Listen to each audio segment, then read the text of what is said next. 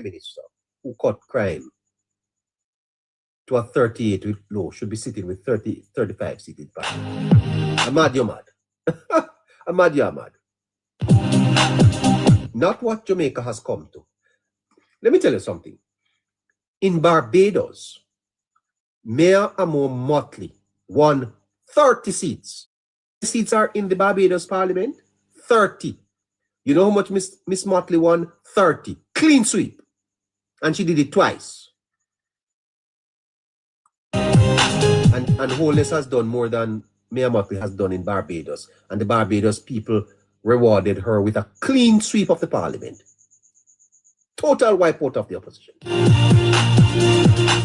And look at what Jamaica is.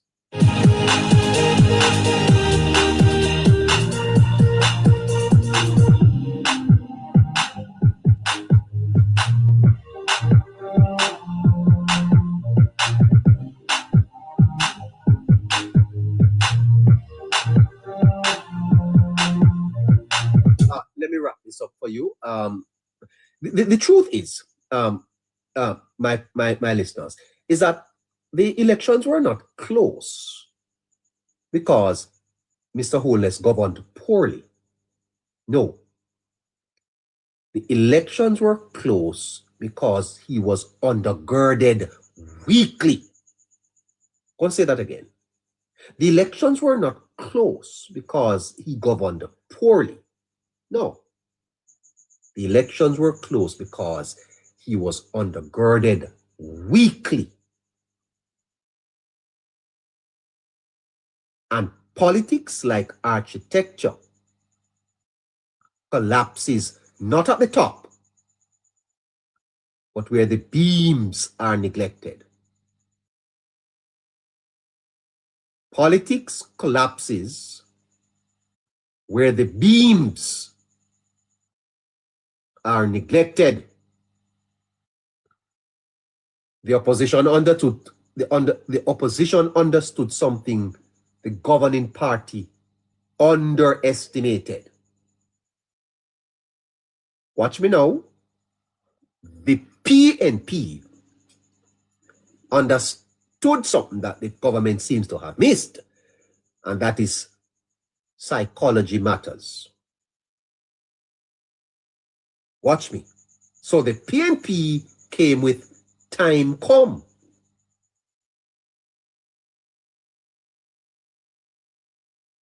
It was not a policy-heavy slogan, you know, but it was emotionally precise.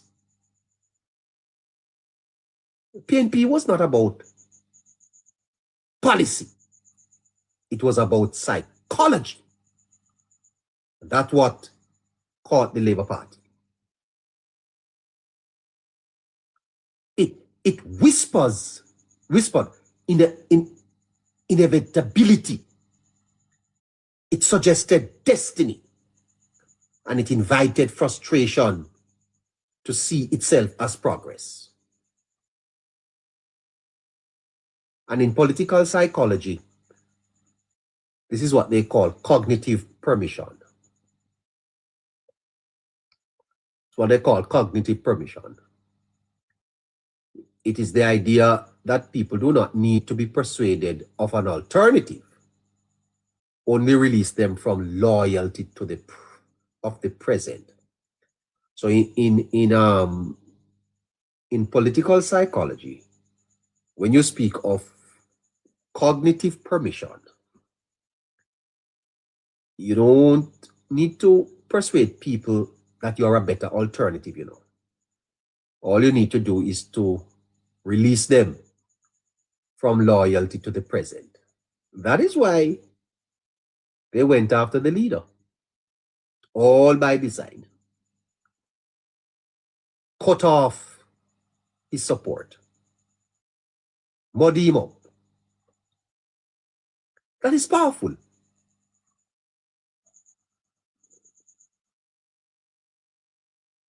Because what time come told voters, you don't have to hate the Prime Minister.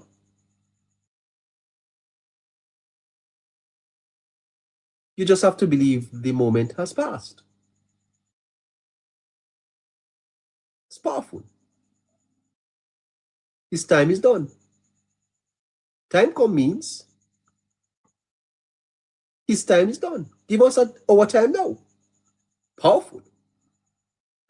While the Prime Minister was governing, repairing balance sheets, restoring confidence, reducing murders, the party's machinery was reacting, not strategizing. And they are doing the same thing now. Same thing they do now.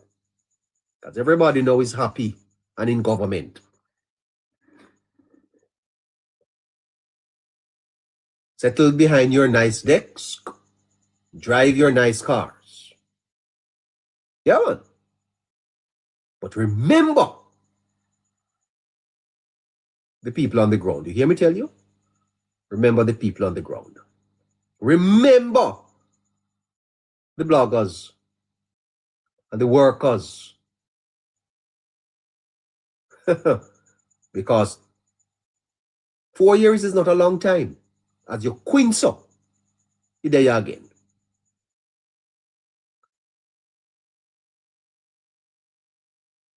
Reacting, not strategizing. What the party needs are strategies to communicate the Prime Minister's success to the people of Jamaica. The Prime Minister is as popular as he was in 2020. Even more, his political stocks have not been diminished. The party has not supported him sufficiently. Too often, the JLP relied on incumbency, assumed gratitude would convert to votes, and mistook achievement for mobilization. It did not. Their ground game was thinned, message fragmented, and the response to misinformation lagged. You know, in philosophy, they warn that when the old is dying and the new cannot yet be born, monsters fill the gap. That is fascinating. When the old is dying and the new cannot yet be born, monsters fill the gap. That gap was narrative, and the party left it open. The party left a gap open, and a narrative filled it. And they are doing the same thing. And I'm disappointed. That's why I'm so disappointed. I must tell you the truth. As an admirer of wholeness, I'm so disappointed that the party has left a gap wide open. Because as a matter of fact, let me tell you this. And I'm going to whisper this. You see, if I were... Anyway, maybe I shouldn't say it. There are so many holes that I've seen here that I don't even think... can I tell you the truth? The PNP bloggers are weak. Very weak. But that's for another time. That's for another time. Let's take a break and come back here. We come right back. Look at the time, 20 to 9.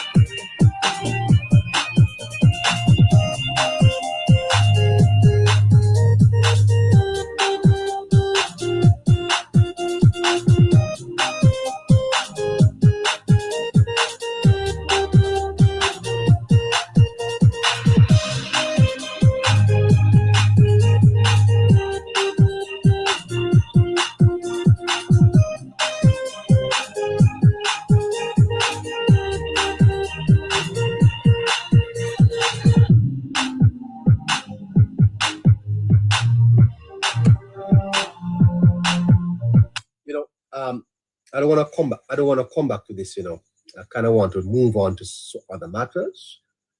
But I'm very disappointed with the party's communications strategy. It's wide open right now. I can tell you the truth. It's wide open. And what I did not want to say is that if I were a supporter of the other side, your party would be in trouble, because I've seen some glaring gaps that could be filled in communications. And I don't know why they haven't moved to fill it. Why they haven't moved to fill it is beyond me. And again, as I said, the bloggers of the PNP are they're desperate. They're weak. Anyway, I'm not going to give them any suggestion. The gap was narrative, and the party left it open. So let's be clear. The lesson of 35-28 is not about leadership failure. It's about organizational fatigue. And if the JLP is serious about supporting a prime minister who has demonstrably performed, it must do three things. Firstly, it must rebuild, it must reconnect, and it must reclaim. If the party is serious about supporting the prime minister, it must rebuild, reconnect, and it must reclaim. Firstly, it must build the machinery not seasonally, but cosmically.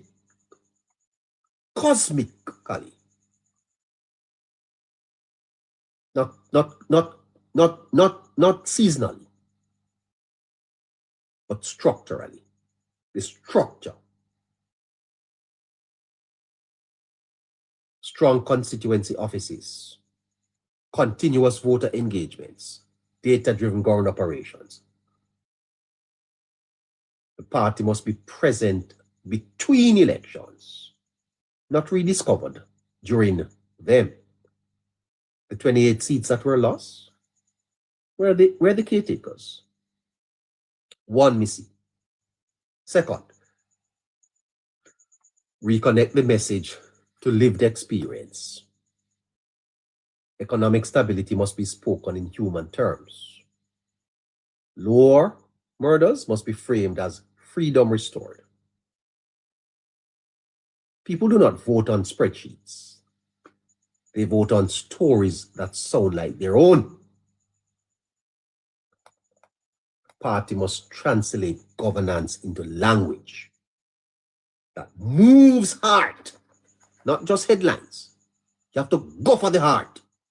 That's how you communicate. Don't go for the head. Go for the heart. Preachers know that. If I get you in an audience, you see,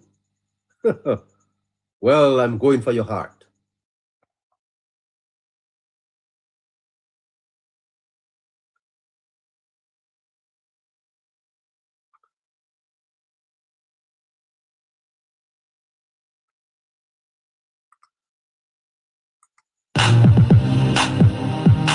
I only have 15 minutes left. Moderator, open the lines for me. I'll get back to this tomorrow.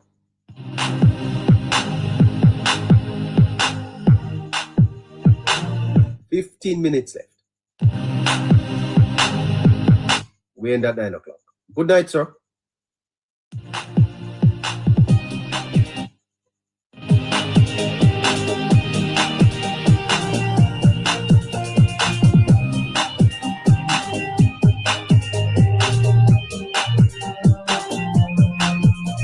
Good night, sir.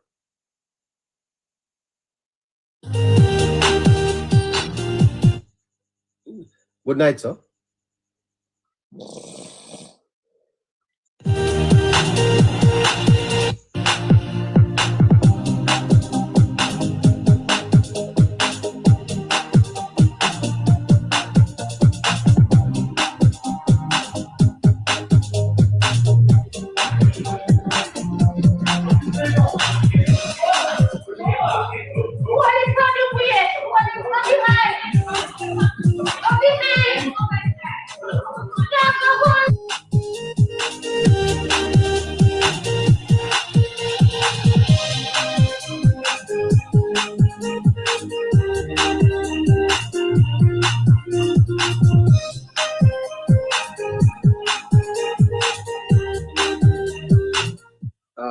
Right, top. Good night, sir. Good night, John. Hi.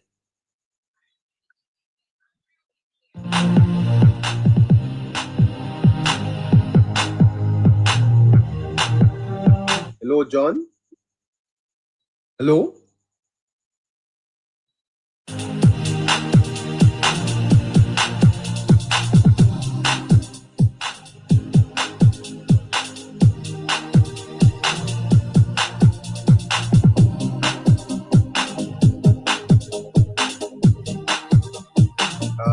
Okay, no one there. Candy Rain, 45.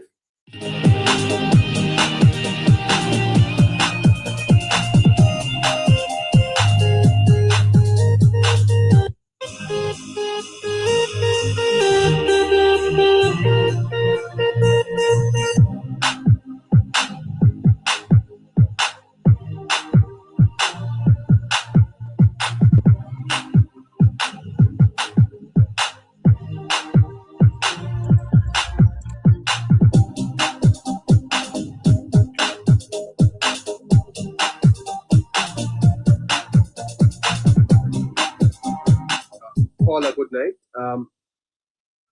Shafreen. Hello. Hi, good night. How are you? I'm all right. So I'm here to comment on the war against misinformation and disinformation. Yes, ma'am. And I was looking at the sitting of the House and the Senate today, and that other committee, and it seems like it was covered in the bill that was tabled. Some of the amendments that were made to the bill, as well as the bill itself. So that bill was regarding the Digital Act. I can't remember the correct name of the bill, but basically the bill looks at more like the IT type industry. And it covers a wide variety of grounds. And Yes. I think, and it seems like the misinformation and disinformation was covered in those bills, in that bill, sorry. And then it also is supported by other bills that were passed before. So that I think is a start. But I do also agree that the government needs to do more on the communication front.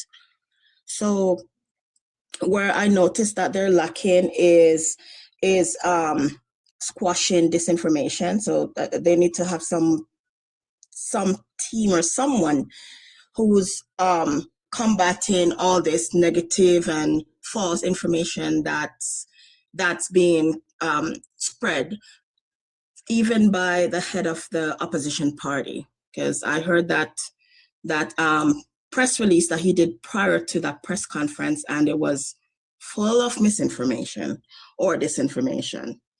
You know, ma'am, the state must reclaim the narrative in Jamaica. It must reclaim it. The silence is no longer neutral. Press conference is not making no sense. And that cannot continue. Yes, neighbor, and I absolutely rapid agree. Response. Listen, ma'am, I was at a meeting last night, you see, and what we were looking at was how to deal with AI. How to deal with AI in the church.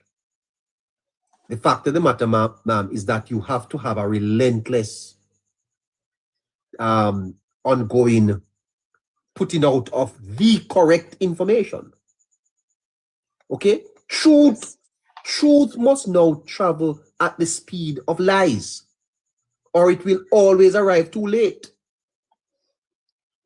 You can't allow truth to arrive late and lies to show up before truth. No, the truth and the lies must have to travel on the same speed. So as soon, look at Miss Burchell came out last week, ma'am, to say that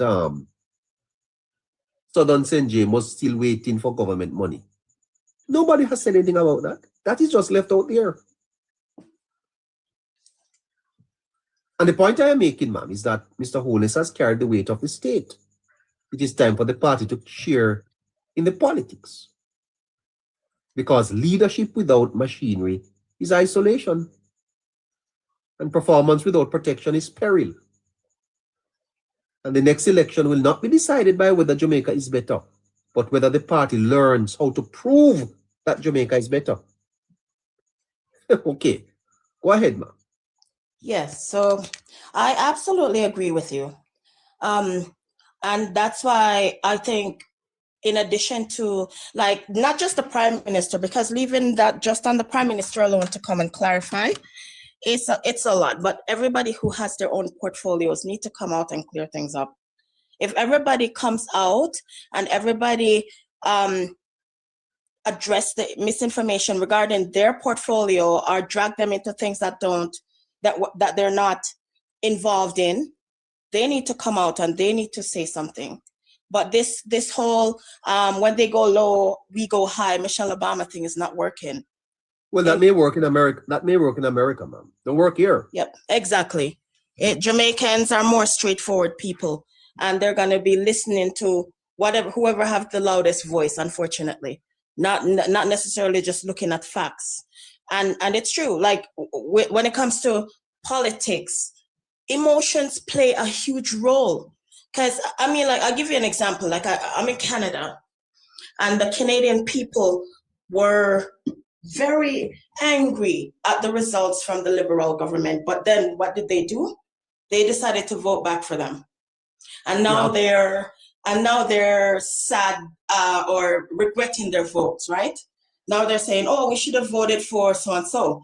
But what the Liberals did was they used the Trump's 51st state comment to pull on the emotional heartstrings of Canadians. The fear of that happening, eh? Yes. Instead of to focus on what they plan to do, they're saying, oh, we don't want to become a 51st state. Whereas the conservatives were loud about crime reduction and immigration reform and all that. So they had a platform, but the Liberals didn't have much of a platform. People were not happy with how they ran government for the past 10 years prior to them winning again. And then they ended up voting for our new Prime Minister.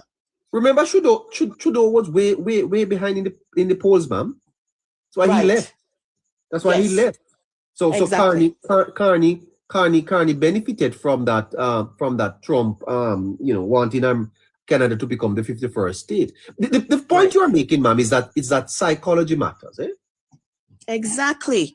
And I mean, like, whether that means that the government is going to be having someone there as an advisor who specializes in psychology on a mass scale, because our people is not just about graphs or just reading information. So for example, ma'am, you can't say to Jamaicans that the economy grew by 3%. To Jamaicans.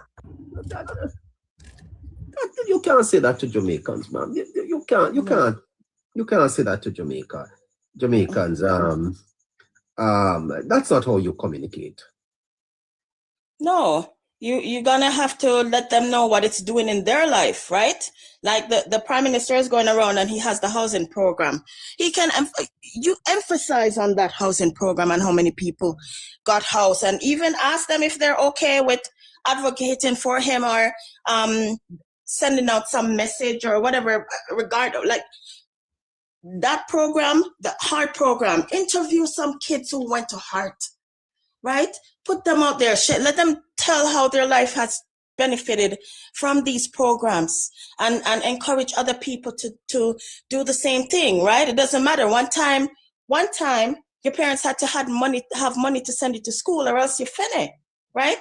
Yeah. Now you can actually go, if your parents can't send you to uni, you can actually go to Heart and get a skill, something that can at least put you on the path to having economic more stability. And then your kids, maybe you'll get to the point where you can actually fund your children to go to university. But it starts somewhere, you see? And I see the benefit that Jamaica has, the progress that Jamaica has. Emphasize on how it helps the people, the market lady selling her yam. Emphasize on how much more she sell, because now people actually have money and can buy it, right? And emphasize on even the program where we export food, because Jamaica exports food too. Like, emphasize on those things and how they benefit the communities and the people. But just, saying, okay, this much percentage and that much, it's different when you're talking to an academic versus just a regular person, right? The regular Miss Matty might not understand what you're talking about when you're talking about certain policies. Talk about what the policy does for the everyday people, how it helps them.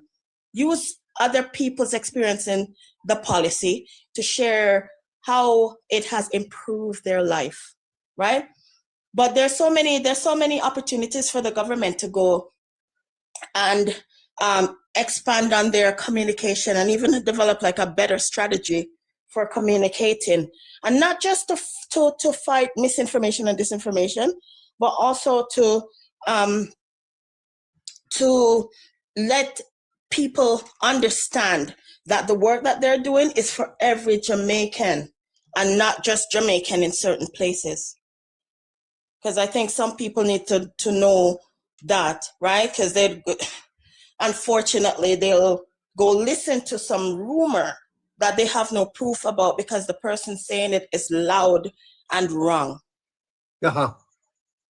Yeah, very good, man. Very good contribution tonight. Lovely. Thank you so much. Thank you.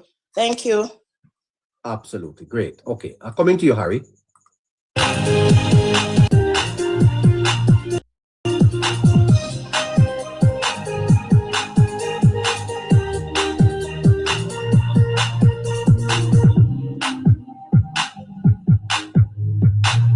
All right. I don't know that I'm going to be coming back here, Harry. Are you there with me, Harry? Good evening to you, Protecting. Hi. Here, neighbor. Good night, everybody. Yeah. Open your microphone, Harry. Unless your unless your baby is Harry.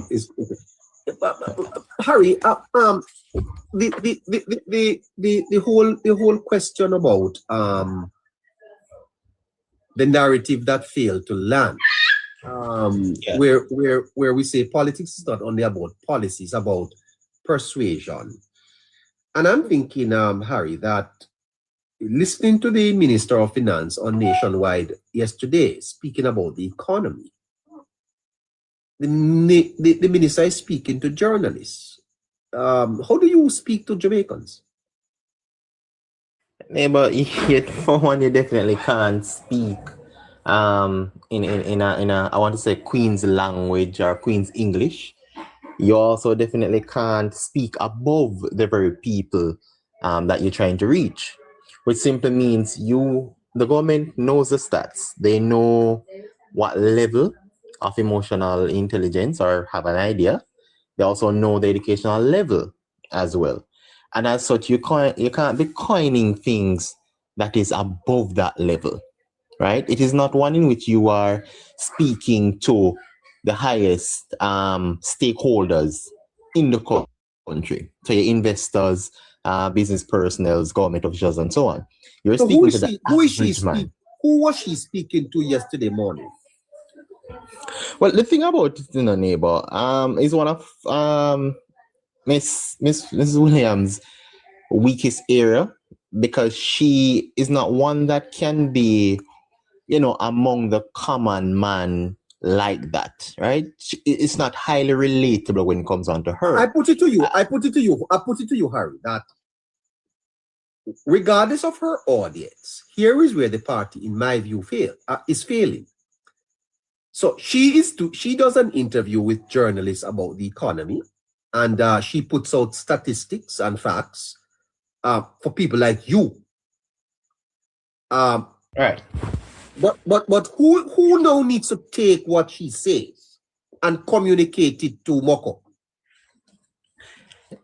Neighbor, it starts from the communicators of the government as well. So I can look at it from several parts, right? So the information minister is the one that can also break it down from that level first, and then it trickles down to the party itself, because you're governing, a party is running the country, right? Or representatives from a party, let me put it that way to be correct. And as such, you want to ensure that whatever your representatives do is throughout society. And as such, the party themselves now have to be able to understand who are my target audience outside of who the government puts that out to, which is to the media houses and so on. We both know that the media houses are failing miserably to put this down and break it down to the average man. And as such, you don't leave it up as a government and party associated to that governing body, leave it up to that institution which you know are failing. In fact, the party have a better grounding to understand what is happening, what is more relatable, who they can relate to, what language they speak. So for example, now we have a learning curve with Gen Zs and so on.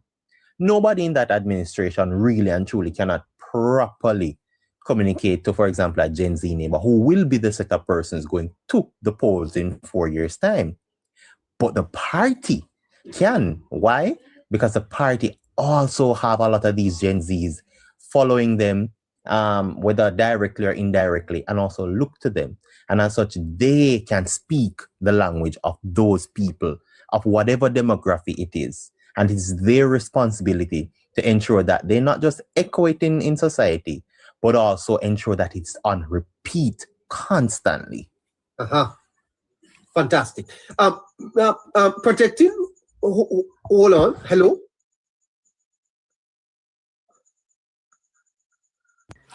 Neighbor, beg you 60 seconds, neighbor, please. Good evening, everyone.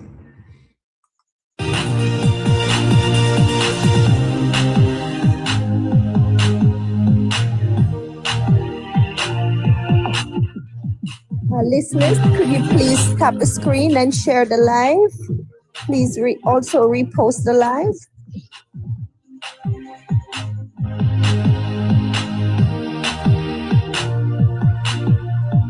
All right. So while we await for our other guests, it is important, Harry, that matters of economic stability is not spoken in statistics, but is spoken in a way that touches people's daily lives. That's the connection you want to make, right?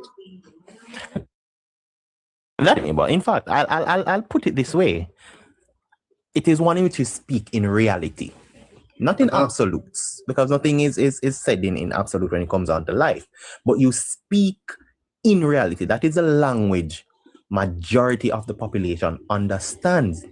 And one of the best things about speaking in reality is you speak to the experience of the people.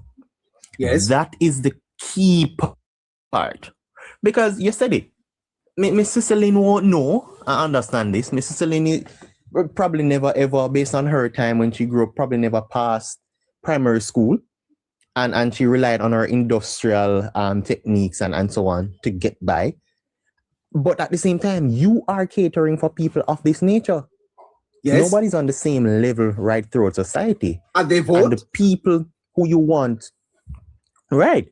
And in fact, for my thing, neighbor, I always say, go for the most vulnerable first. And if you can't speak the language of the most vulnerable, then you are in trouble as both a government and a party. And people would think that the most vulnerable are the easy pickup. No, they're the hardest. You know why? Because it simply means they can also be swayed the opposite way. Yes. And as such, if you lose those people, firstly, it is very much because they're the ones going to the polls, regardless. And they don't have to be tribalistic or anything in that line. They're the ones who are easily either swayed by sensationalism, swayed by materialism, or even swayed just by you not relating to them and they can't relate to you. One of the major things that the People's National Party that I've studied and realized and observed that they did with the Jamaica Labour Party. You see that thing, Black Man Time and Labour Party is for white man? What they did was relate to the people. They didn't give them any policies, procedures, anything. They just said, listen, I'm going to create us versus them. I look like you, which means we're one. All when me I do foolishness, But the fact that you now put the us versus them criteria in their mind, even if who they think is them is doing well, the people, they will not side with them. And that's something they've practiced. I think they've owned that craft, the People's National Party. Sadly, it is changing, but in a different form. So it's the same strategy in a neighbor, but in a different form. It's just like how in Jamaica's history we moved from racism to classism. It is just another formation like that. And if they're not careful, they're the most vulnerable people. Because if you look at the populace and the demography, you know who you're supposed to reach out to. In fact, these are the people who are so, you can put an impression on them and they go with it. And also, they're the ones who are easily neighbor, the ones able to forget things. And as such, you want to keep them in the loop. You want to let them still feel that national pride, like they're part of the process, like they're not forsaken. Because you know what will happen? Those who can get by rather comfortably and so on, know they can do so. So they don't have to go by the polls or to listen much because they're well ahead. But those people who are vulnerable. Fantastic. Chip in anytime you want. Harry, stand by. Good evening to you, Protected. Hello. Good evening, everybody. Evening, Harry. Evening, Caroline. Good evening. Clear your head. Mr. Protecting, when I started speaking to you around April last year, you told me that based on what was happening in Jamaica, you expected the Labour Party to win at least 50 seats, you said to me. Remember that conversation? Yes, neighbor. Hold on. I put it to you, Protecting, that there is a sense in which you were correct. And I would want you to answer as first, why did that not happen? Is that the argument I am making, that the Wholeness's performance was so good, but that the party did not undergird him sufficiently enough to deliver that result? In other words, the party failed to deliver the results that would align with the performance of the government. Yes, neighbor.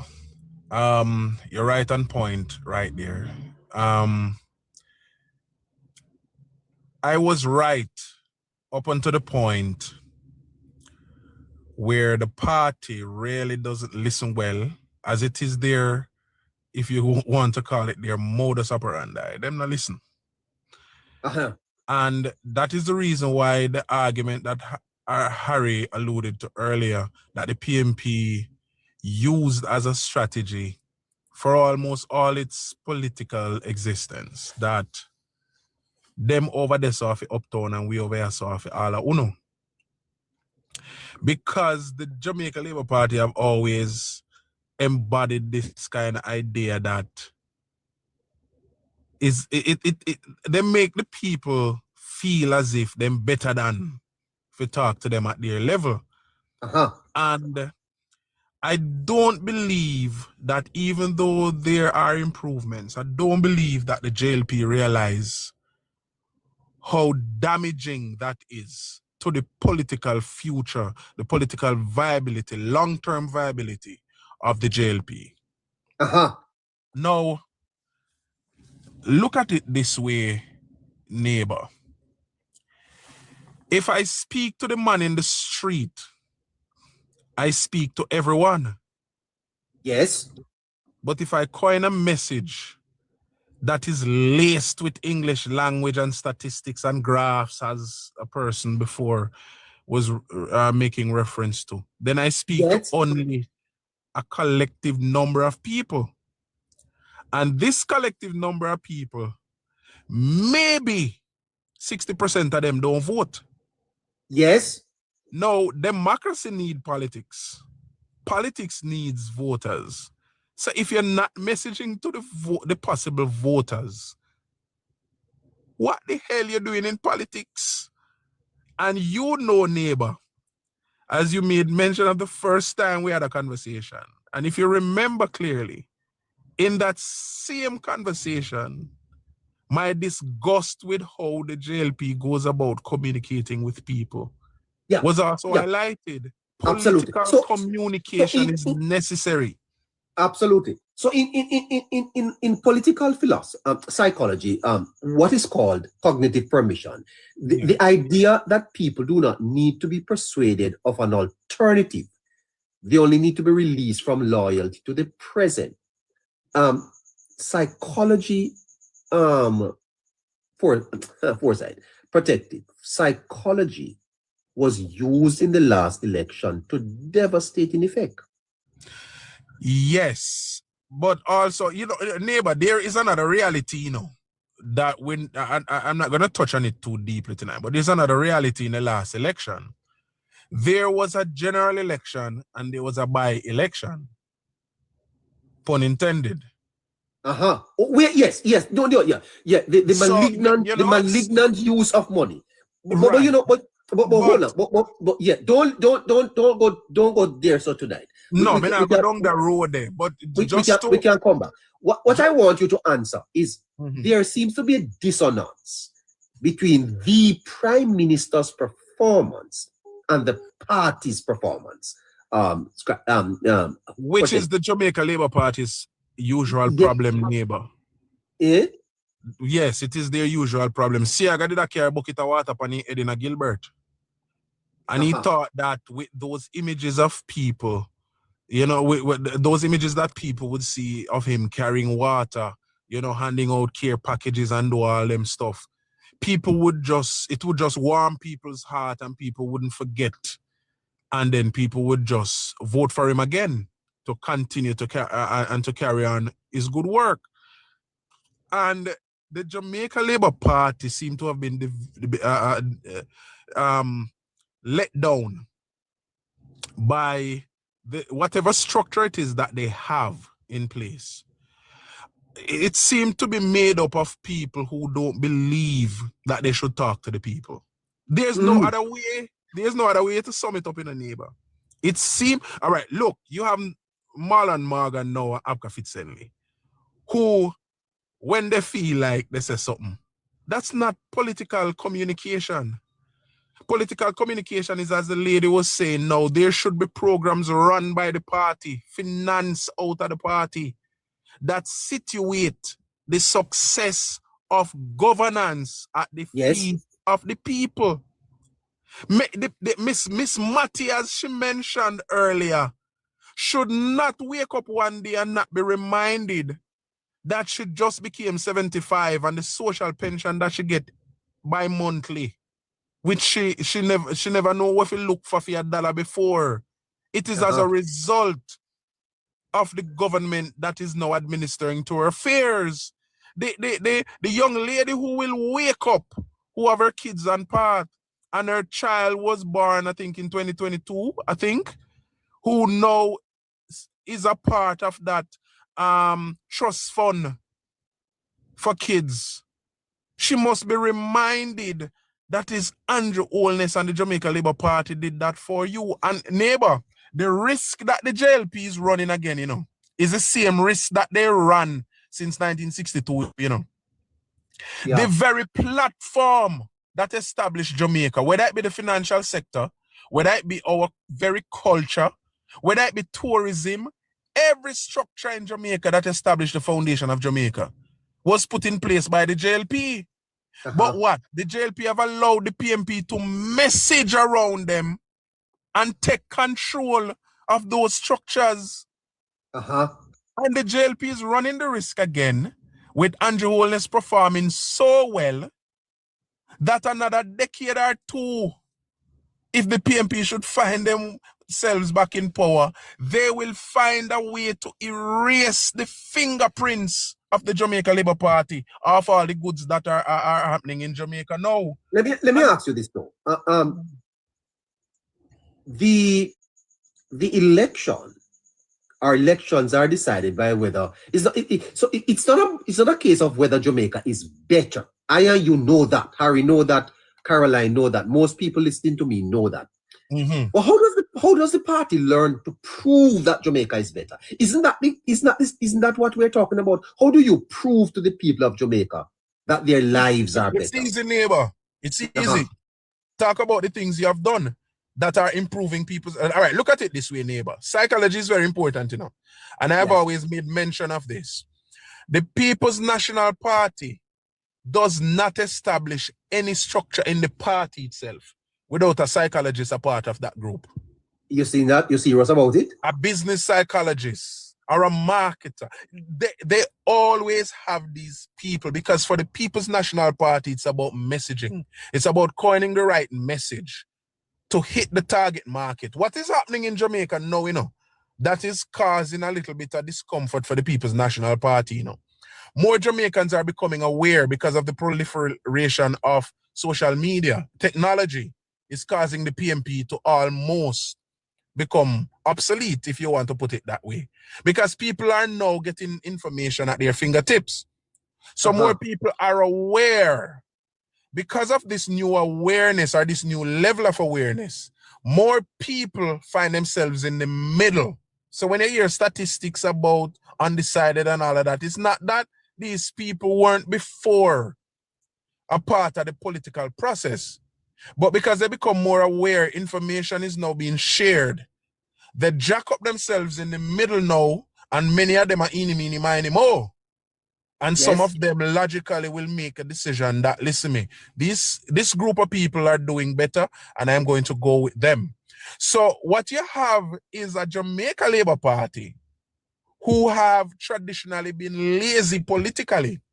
Them not putting political work, because political work is a lot of work, neighbor. You hear the Prime Minister say, oh, he's not going to wallow in the mud. Why are you a part of a situation that needs you to be out there? You don't have to wallow in the mud. The good thing is that you have all these achievements, you're printing a book, but how many people can read who are going to vote? Yes. How many people have even the time, if them can read, to stop to go read a book? Because people are catering to their daily lives. But you put in a book, which is good, because recording is good for history will always recognize records. But guess what? Where is this messaging now that situates all where you did put in the book at the foot of the people? And because there is missing that kind of psychological connection of the people, then you have more people still feeling disenchanted. And a vacuum, and you create a vacuum to be exploited by your opponents. That is it, which is what the PMP have always been doing. Every time them see one little loophole, them exploit it, because that's what the politics should be about.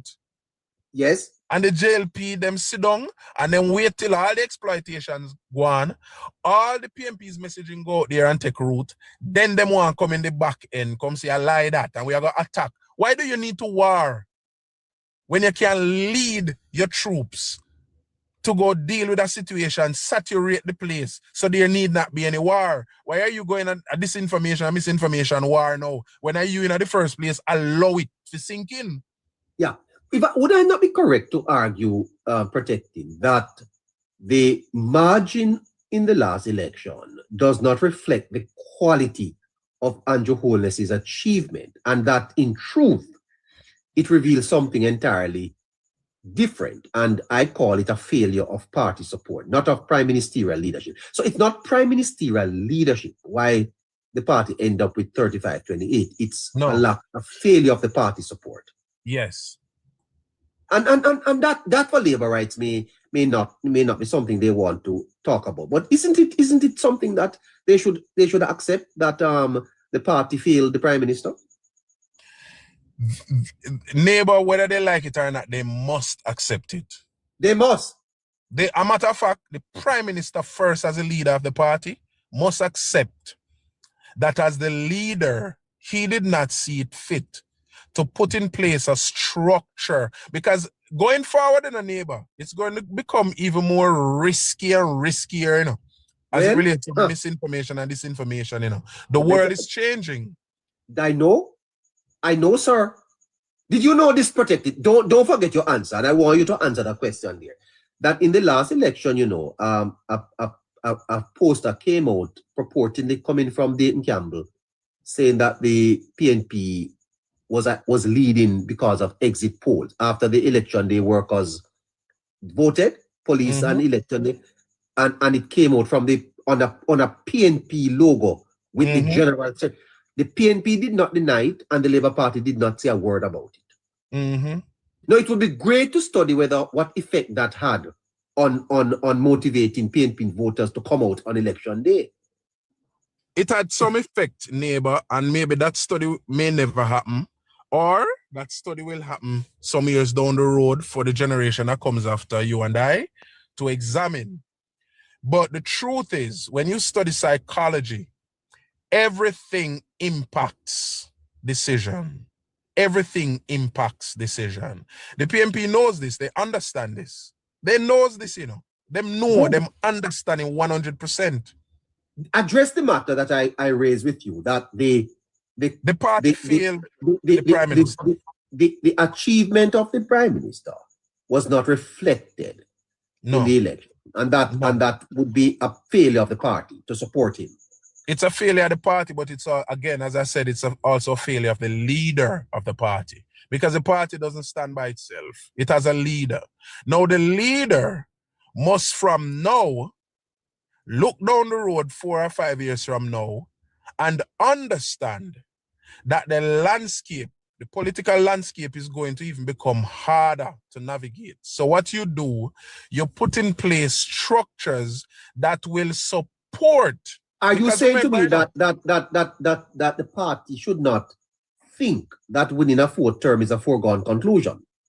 The party cannot just sit by and think that the 4th term, because there are some projects that will be coming on stream, will be easy. Because remember, you know, there were many projects that came on stream for the 3rd term, but the people just did not connect with these projects.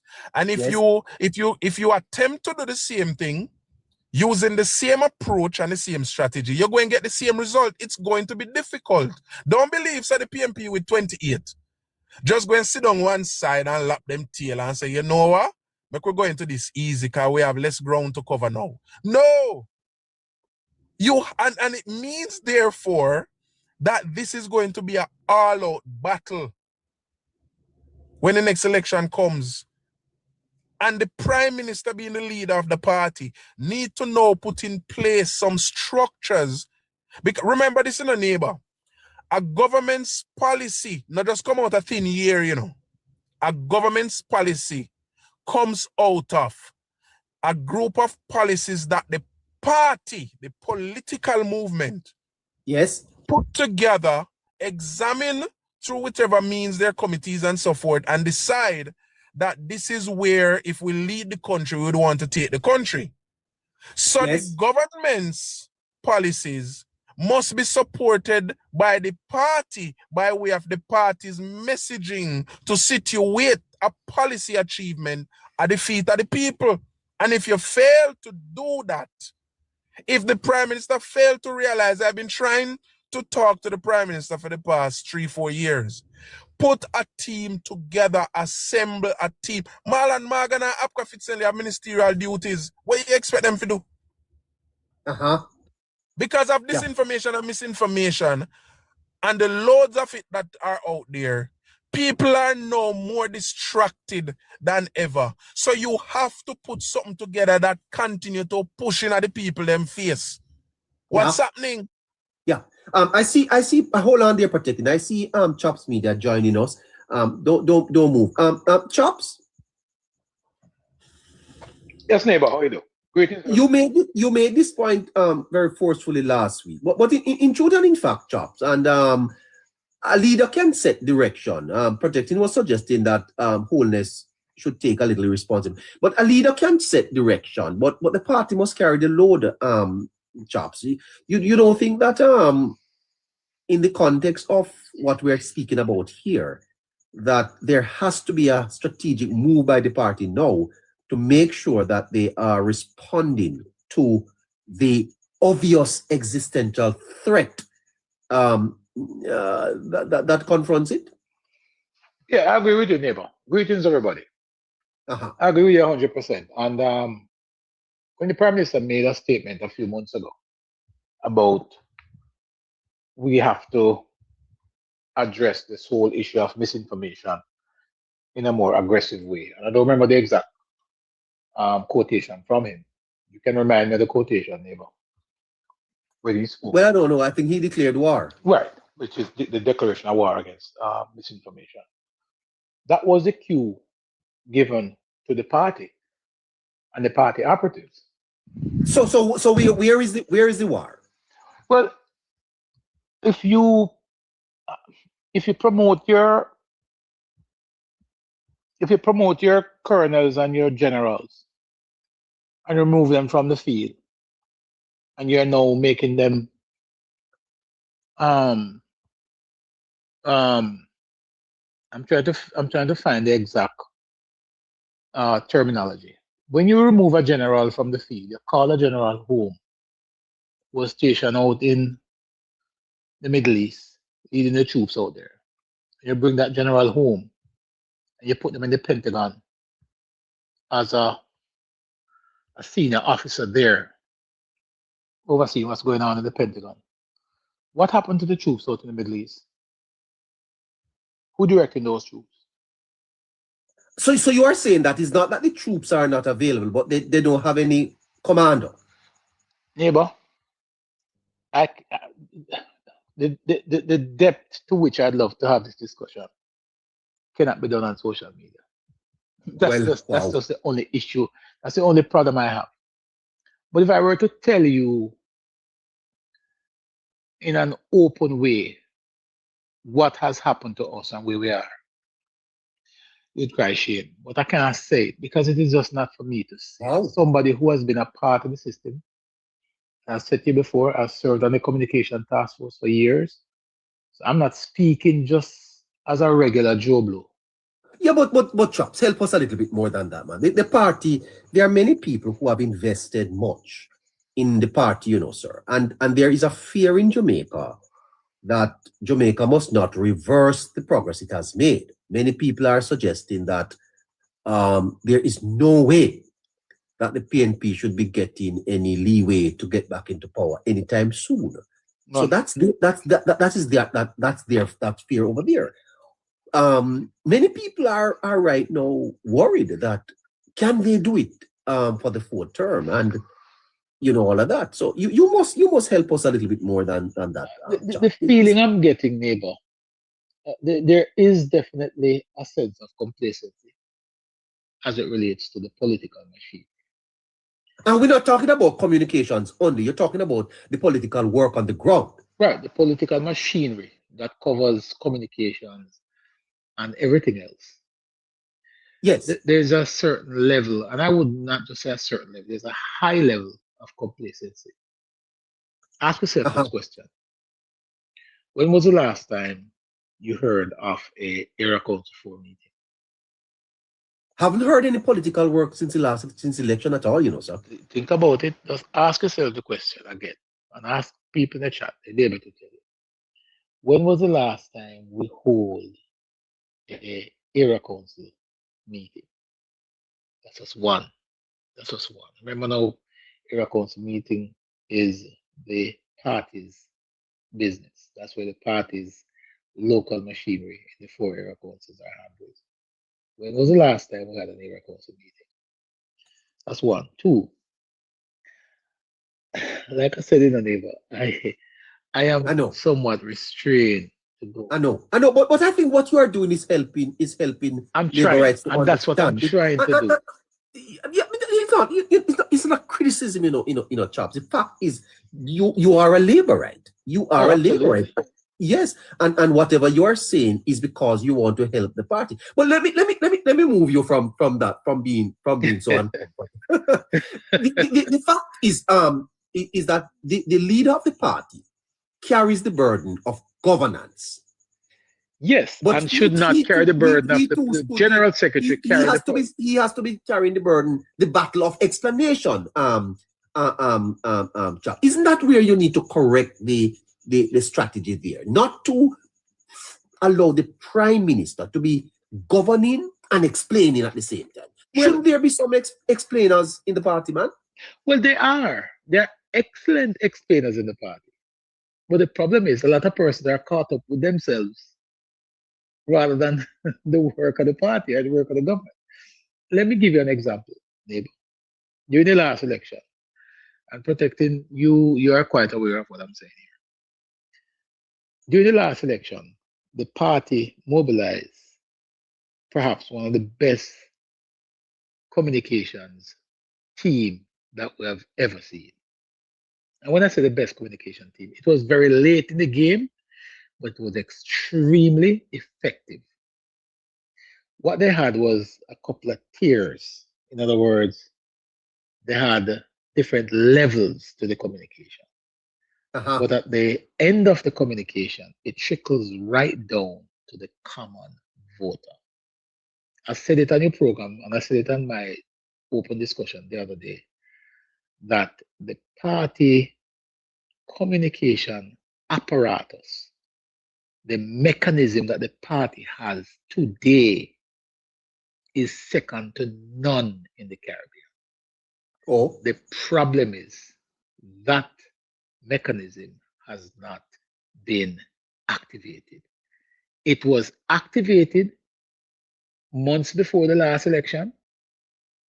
It was never maximized, but it was activated. It was very effective, but I sense a certain level of deactivation at this point. And it is obvious because what pertains then doesn't exist now. Some of the very players who are part of that team, and I speak specifically of persons like Marlon Morgan, APCA, and others. And I'm not saying that they are not communicating. No, they are still communicating. But if we are to be honest with ourselves, the capacity in which they operate now applies a certain level of restraint. And for that reason, I don't think they are as effective as they were then. Perhaps for good reasons. Perhaps if you ask them, they'll say to you, well, we don't need to be activated now. We need to just relax and govern until closer to an election. Probably that's what they're saying. But if you learn from your past, or if you learn from history, you'll recognize that that doesn't work. Yeah. Because what do you think hold on a minute there for me, Chops. Coming back to you. Protecting? Yes, neighbor, I'm here. The messengers. Do you think that the messengers are the correct ones? Should we look at those? The messengers. Are the messengers the right one? And I want you to place that in the context of the environment that we are operating in. The environment we're operating in now is not an environment for a trained media journalist to be communicating with nobody at all. I don't mean that kind of sound away, but as some talk, hush. The environment we're operating in now, I pop up every now and again from a former media practitioner. What that media practitioner should be used to do in the party, because he understands media and communication, is to put together a strategy that people like Chops, not me, because I don't have time for that, but like you, they should be presenting themselves on platforms like yours to have down-to-earth discussion. Neighbor, listen to me. You say if you try to talk to me, don't talk over my head. And let me give you an easy way how you will talk over my head. You will talk over my head by giving me a sentence with 10 big words when me have to go through Google and try to find the meaning before me respond to you. And nonsense that, brother. That don't make no sense. Yes. If you are going to talk to me and me have to go call my grandson or my granddaughter, go find a word there for me. I don't know how you look for this a word there, because I don't even know where they say. So sit, look, pause it, then don't make it say nothing no more. What the hell is that? All right, let me give you a perfect example.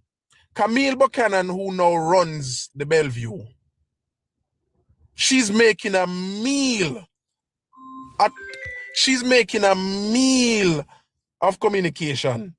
She is communicating to the wider public how the Bellevue run, how to treat with Bellevue patients, how to deal with people, to remove stigma and all of that. She's doing that. Every time she posts a skit in one go, it's funny, it's relatable, and people now are beginning to understand that particular situation. Yes. You cannot wait, as Chap say, as something pop up. As she, friend, the lady before was saying, you have to speak to people continuously, especially now we're still in the middle of a crisis in the neighbor. Yes. We're still in the middle of a crisis. I don't want to hear the Prime Minister going to talk about and the Minister of Finance or 10 billion. Hello, until a few years ago, I never even know how much zero go behind one to make a billion. That is true. And when you do this, when a man roof drop off and or stop or blow off, and him need you to come with 10 sheet of zinc, tell the man say 10 sheet of zinc is $60,000, and you're gonna get this $60,000 to get 10 sheet of zinc. When you tell him that, you're speaking to him. When you're talking about $10 billion relief fund, a man losing your stop and all, him and say, yeah man, 8 billion of that, whatever it is, are going in somebody's pocket. Come on, man. What are we doing? What are we doing? And I cannot just sit by, neighbor. That's why you hear me talk the way me talk, you know. I cannot just sit by knowing that I love Jamaica so much and knowing the things I know, that it is only the Jamaica Labour Party who have ever moved Jamaica forward. And I just sit down and see the party I fail. They might fail the Prime Minister, they might fail themselves, but the Prime Minister has to take some blame. The Prime Minister has to take easy head of the unit. I'm in charge. And if you are in charge, nothing wrong if you cannot stick to the day-to-day operation, you know. Set the parameters, set the structures, and then go do what you do and watch it play out. And it needs to be done. Look how Darrell, somebody mentioned Darrell Vaz. Look how Darrell operates out there. Darrell, go out there and talk to people and make people understand what's going on. We are going to turn on your light and the 150 million. Can you imagine if they never have somebody like Darrell to explain how this is going to work? Just imagine if they did left it to anti-faval. Oh, and it's 150 million. I know we're gonna have an interest rate. And no, Darrell said, listen me, 150 million, we're gonna lend them for them make you stun on your light. People want light. That's how you talk to people. Well, okay. So Chops. Harry, please come in at any time. I see Scratchy has joined. Chops. Yeah, man, I'm here. So the party must translate governance into language that moves people's hearts not headlines. That's what protecting is saying. You have to translate governance into narratives. And he's that correct. move people. Huh? He's perfectly correct. There is enough for us to look. I keep saying it. Well, hold on, chap. You want to tell me that the party don't know it? I don't think there is anything we are saying here that the party don't know. It knows it, neighbor. The party knows it, and the party has the wherewithal to do it. The problem is it needs somebody to drive these processes. Yeah, it needs somebody to take the bull by the horn and decide that communication doesn't start a year before an election or 6 months before a general election. Communication is something that you have to continue to do every single day. And let me tell you why it is important, neighbor. When the PNP started to make a big deal about the Prime Minister's statutory declaration, oh my God, I did with that made last so night. much hullabaloo over it.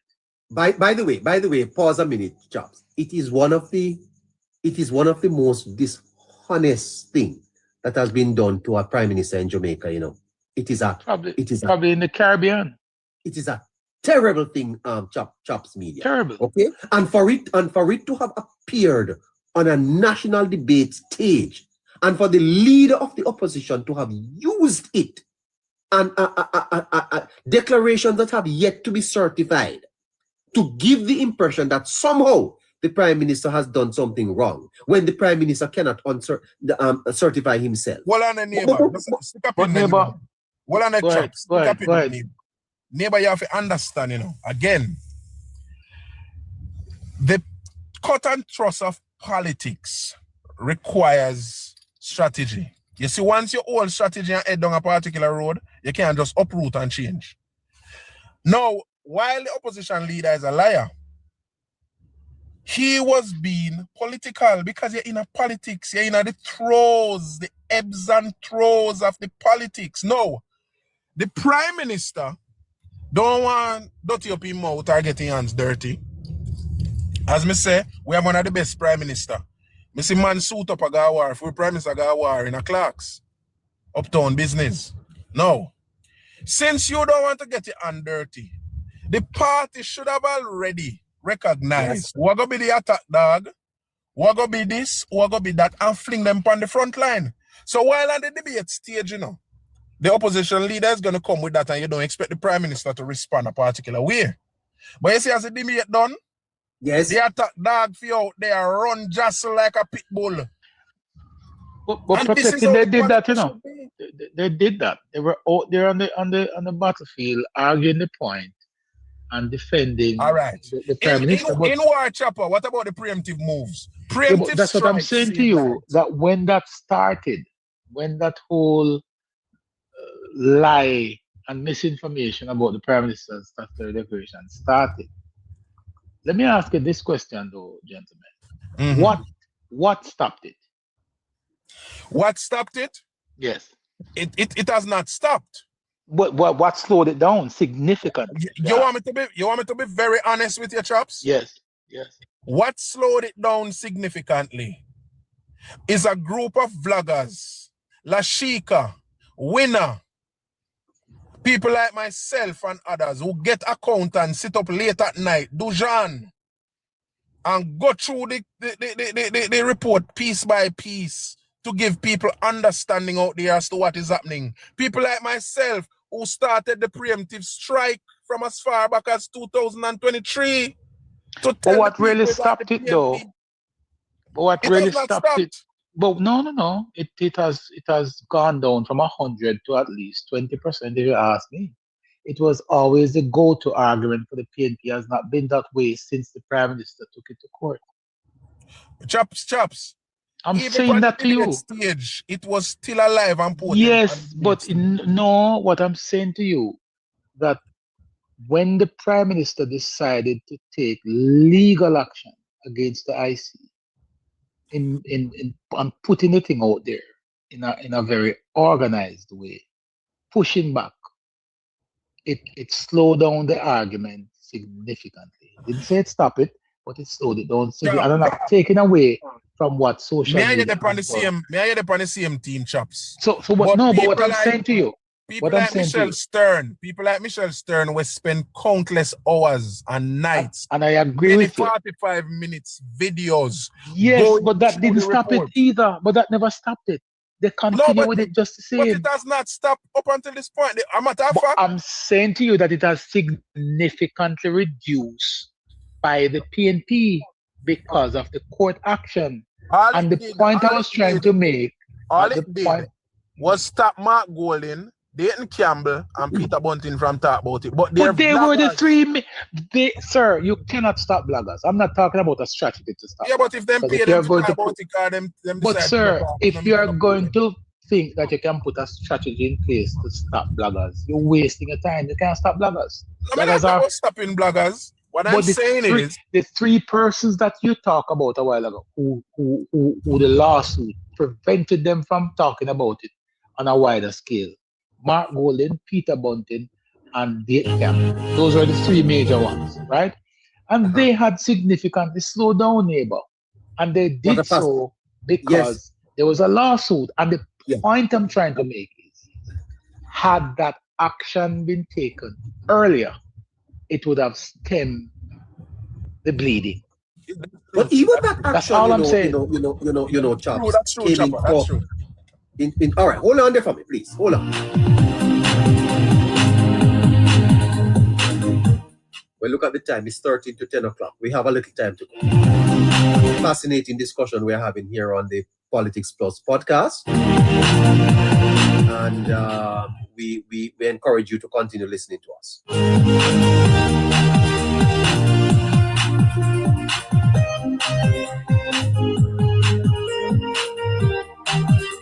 Please remember to follow Politics Plus 2 and like and share the program, eh?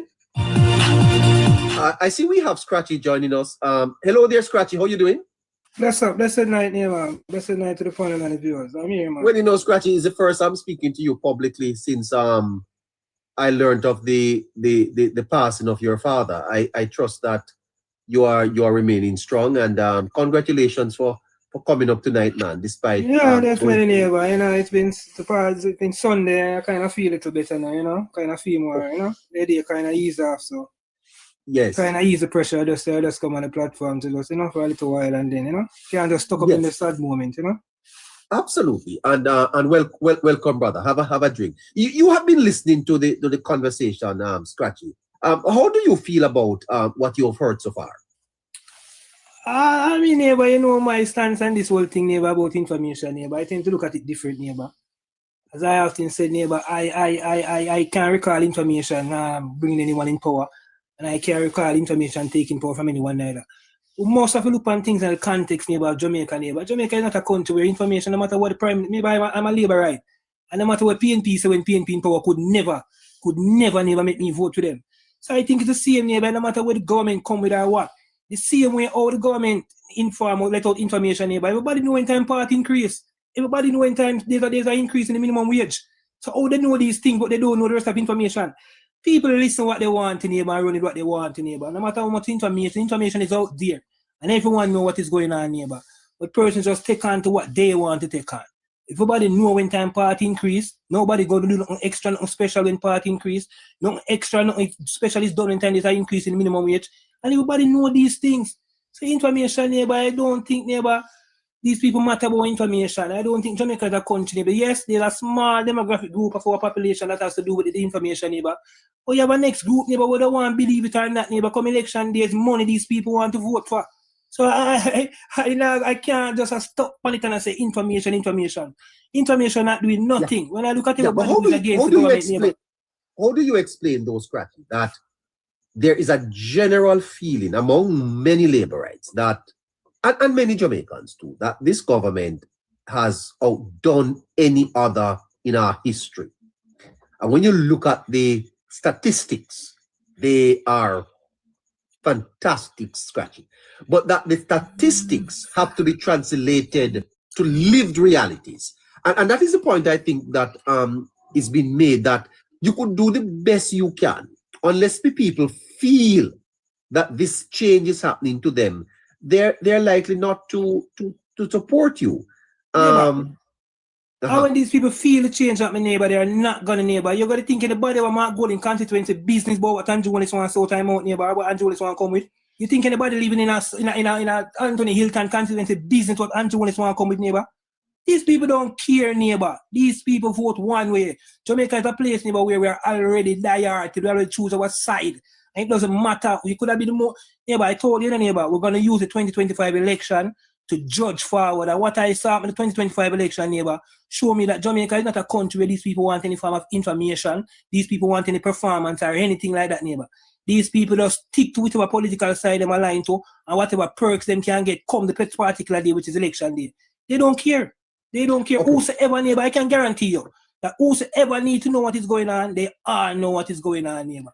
And who don't concern, look at your life right now, we have 200 person up here, almost 300. This is not the majority. This is way not even close to the majority. But these are the persons who are concerned. See, that's a minority neighbor who want information. But Scotchy, You want information, me want information, and Chaps want information. A large population of country don't want any information. But Scotchy, can I ask you a question? To Sure. you, neighbor.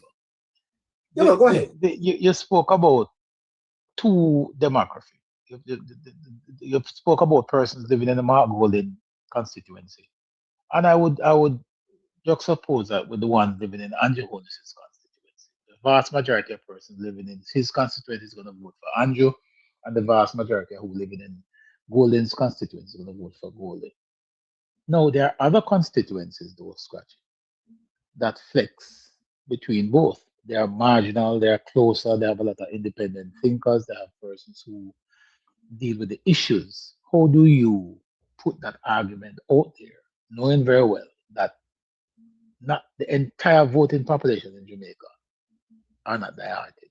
And a matter of fact, the ones that you require to win the election are the ones that you require pedal the tree.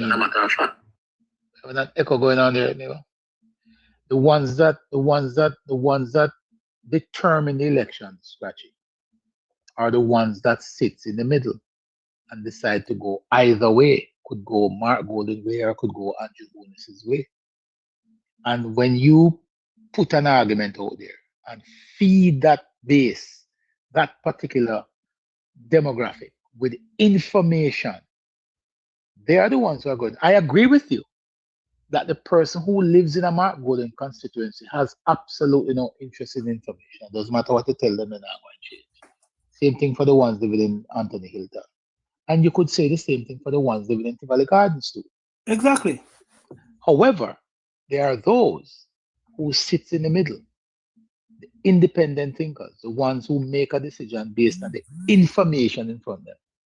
If you don't put the information to them, then you're leaving them up to the hands of whomever first get to their ears or whomever can present them with some money. But Chaps, would you also agree that this group that you're talking is a more educated group, or who are persons who have the ability to can research and persons who understand what is going on? The words that we're talking about, where we say we need to break it down and break down this. Don't you think that this group that you're talking is that demographic group that have an understanding of how country operate, how governance operate, and how structure? These are the ones that cannot be easily bought. Don't you? Yeah, but you have to. But the information is what is going to inform those persons. But the information when is they do the Chaps. when they do the research, no. But when they do the research, Scratchy, is the information that you posit in the space that is going to help them to make a decision. You know. So yes, I'm but that saying information this is to out say there, to you, no, it's not. It's not there until you and I put it out there. It's not out there until you and I break it down and put it out there. No, but you and I have to get it from somewhere. So where's that source that you and I have to get it from? Good, exactly. Now you're talking. But we have to be a part of the machinery that puts the information out there. I said it to neighbor the other night. I said a lot of us on social media, a lot of the laborites, and if you look at, I'll give you this example. Look at a couple of the podcasts. Look at a couple of the lives. Look at how they are structured, look at the level of discourse, look at the discussion, and look at the quality of the information coming out of them. And you will understand what I'm talking about. We, as social media practitioners, have a responsibility to take the information that we have the mechanism to gather And we need to package that information and put it in the space so that when the independent mind goes out there to do a research, they're going to find a screen record with Scratchy explaining something about the government. They're going to find a protecting JA explaining a couple of government initiatives and what government has done. If we don't do that, we are wasting our time on social media because we are asking. In other words, there are some persons who ask, what the party I do? What the party I do? Who is the party, neighbor?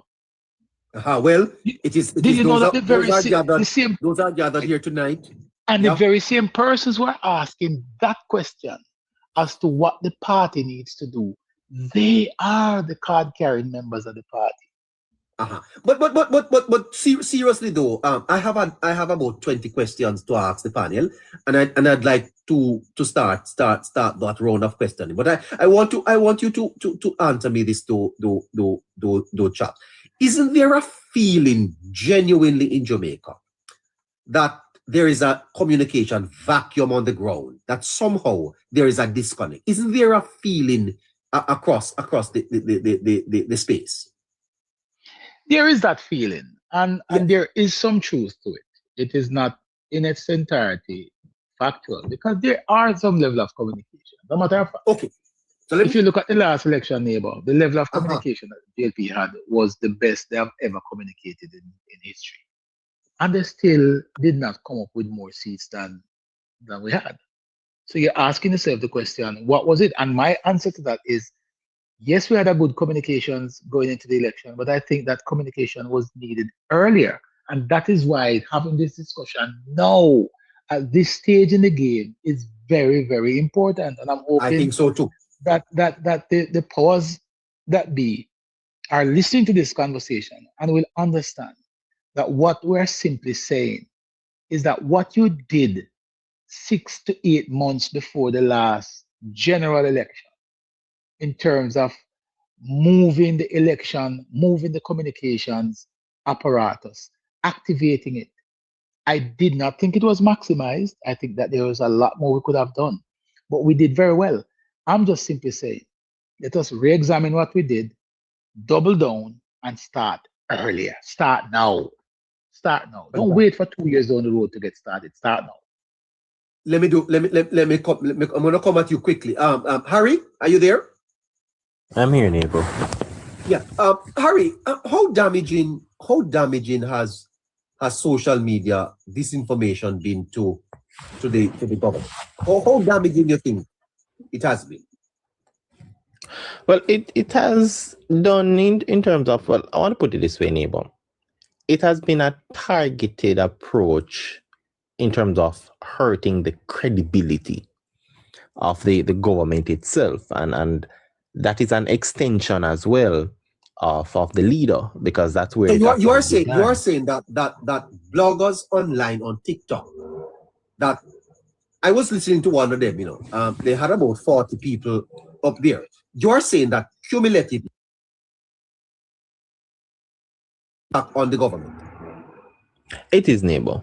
It is. Wow. Because what we've seen is that, things have been put out to first demonize the leader, and then right after that, because Mr. Holness is the face of the entire operation, and as such, whatever is done by him and the current administration will be seen in the same light, which is questionable. And that is one of the things, I guess, why he would have written to the IC as well, to ensure that issue is cleared up as quickly as possible, so they can pull back and clean up things in the air, which shouldn't really have been out there from the get-go. But we understood, taking a step back, how they would have approached things and so on, which this is now the repercussions of the lack of approach, right? And it spreads right down to the very administration, where everything is fully questionable. Now, it is one as well, neighbor, where we're seeing it, as Chap said, it's slowed down. The reason why it's slowed down is that the source at which this attack is coming from is running out of fuel. and they are now even putting their foot in their mouths. And as such, if we look at even their press conference, we see a little shift. What they wanted to speak on, the media, for some reason, for the first time since the election, has veered away from that. The media doesn't want to speak of what the current opposition want to. And as such, they have something that they want to speak on, and the opposition has been running away from that, or certainly trying to sidestep it in many ways, and so on. And that is the reason why I'm saying they are running out of fuel, because one, the recovery is doing pretty well. The fact that the Prime Minister is also questioning the IC as to what's happening, they don't have enough to keep going, right? And as such, they're running out. So the effect that they thought they had, and I would have mentioned this, I said it a month or so ago, that this is not something they can keep up, certainly not for 4 or 5 years. And as such, they will soon be running on empty, and that just might be coming far quicker than I thought. So that is one of the things that is also helping. And I think this might be the strategy from Mr. Holness, thinking that it would have died down. But the truth still remains is that this should have never garnered so much strength from the get-go, especially not around the election time, which could have swung the other way, right? Because we've seen what happened. And as such, no, you have people still doubting. So the doubts are there, but they aren't publicly questioning outright now the current administration and the Prime Minister. Now, if a conversation is struck, then you'll hear people speak about it, but you don't find them coming in the droves and being brazen as before. But if you give them enough, it will kind of spark everything again. So it has gone a great way. And I think also because people has now gone back to a level of normalcy in their lives, trying to get things moving, they don't have that fire again to fuel all of this going forward. Fantastic. We have a new guest, Monica Minto. Hello, Monica. Okay. I'm not hearing Monica. I wonder if she has fallen asleep. Hello there, Monica. Not hearing Monica. Let me go to Protecting Jamaica. Protecting, are you there? No, he's not there either.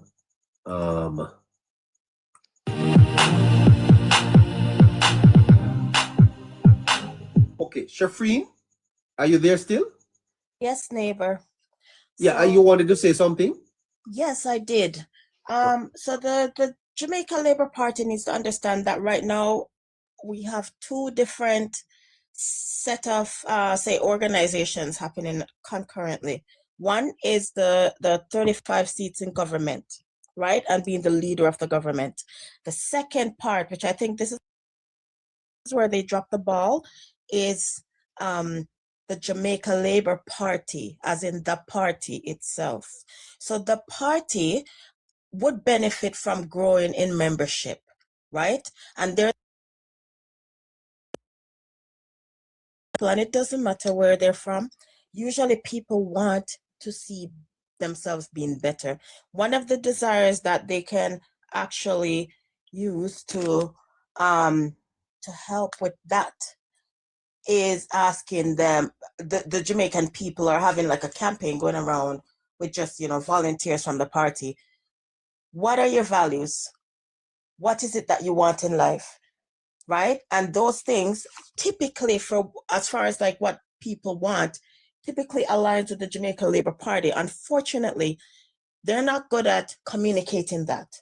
So the Jamaica Labour Party's platform, for instance, fiscal responsibility, right? Increasing your ability to have upward mobility in your life, having good healthcare, good education for your children, and even for yourself. Do you want to own a house? Do you want to own a car? What do you want to do? What do you want to accomplish in your life, right? These are the things that people would be more emotionally attached to. And they're tangible things that that the Jamaica Labour Party, as you can see, based on all these graphs that they show, which is not translated into how people communicate, right? Then you see that it's actually working and it's benefiting the Jamaican people. But the growing in the membership, targeting the Gen Zs, and finding out where their values, their core values lie, whether that be that they are religious or whatsoever. These are things that the Jamaica Labour Party is typically synonymous with, right? And so growing the membership and using what people want to see improve in their lives, I think that would definitely benefit the party. And even in the future with the next election, right? Just around the corner. I know this one just passed, but 5 years is not a long time, right? So now is the time to start growing the party and getting the people engaged on the ground, right? Yes. Beyond social media, because when these people come out on social media and spread their lies, the people are going to know. Once they're involved, they're in the party and they see what's happening. They're gonna know that these people are just lying, and they have ulterior motives, right? So the education piece, which is something also that I thought, which would be to start educating people from now, like the youngsters. That's gonna pay off later, but in the short term, on the ground, volunteers going around, getting new members, recruiting new members, and I think that would definitely benefit the party. I'm here now, neighbor. Okay. Okay. Yeah. Thank you. Shafin. Don't move. Protecting as I head towards the close here. What does rebuilding the party's machinery look like in practical terms, going forward, protecting? And what does rebuilding of the political communication machinery looks like in practical Neighbor, in practical terms, which is to some people may not be that practical. Let me respond to you this way, neighbor. Neighbor, do you believe in 2025, 2026, there should be any Jamaican at all in Jamaica who don't know that education became a mainstay and it was institutionalized in Jamaica by the Jamaica Labour Party led by Bustamante? It started in 1944. Do you believe that any Jamaican should be in Jamaica who don't know that? Neighbor, do you believe that any Jamaican in Jamaica now should really be walking about, eating, drinking, living without knowing that independent Jamaica was fought for by one man called Alexander Bustamante and won by him because Norman Washington Manley was not interested in Jamaica getting self-government and independence. You see? So it begins with that. Go ahead. The Jamaica Labour Party is in a precarious position, but I don't think they realize, because even though they have institutional rebuilding to do, and I'm talking about the party, they also have a certain level of institutional building to do, because nobody in Jamaica don't know say the Jamaica Labour Party fought for Jamaica to be independent. Nobody in Jamaica don't know say the Jamaica Labour Party started education, institutionalized education in Jamaica started in 1944.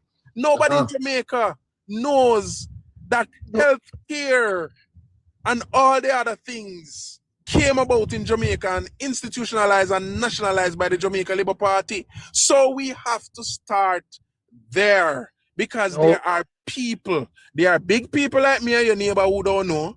Just imagine those who will be coming of age and I'm talking about voting age. Just imagine those who are now a part of the political discussion, even though they are not yet of age to vote, Yes.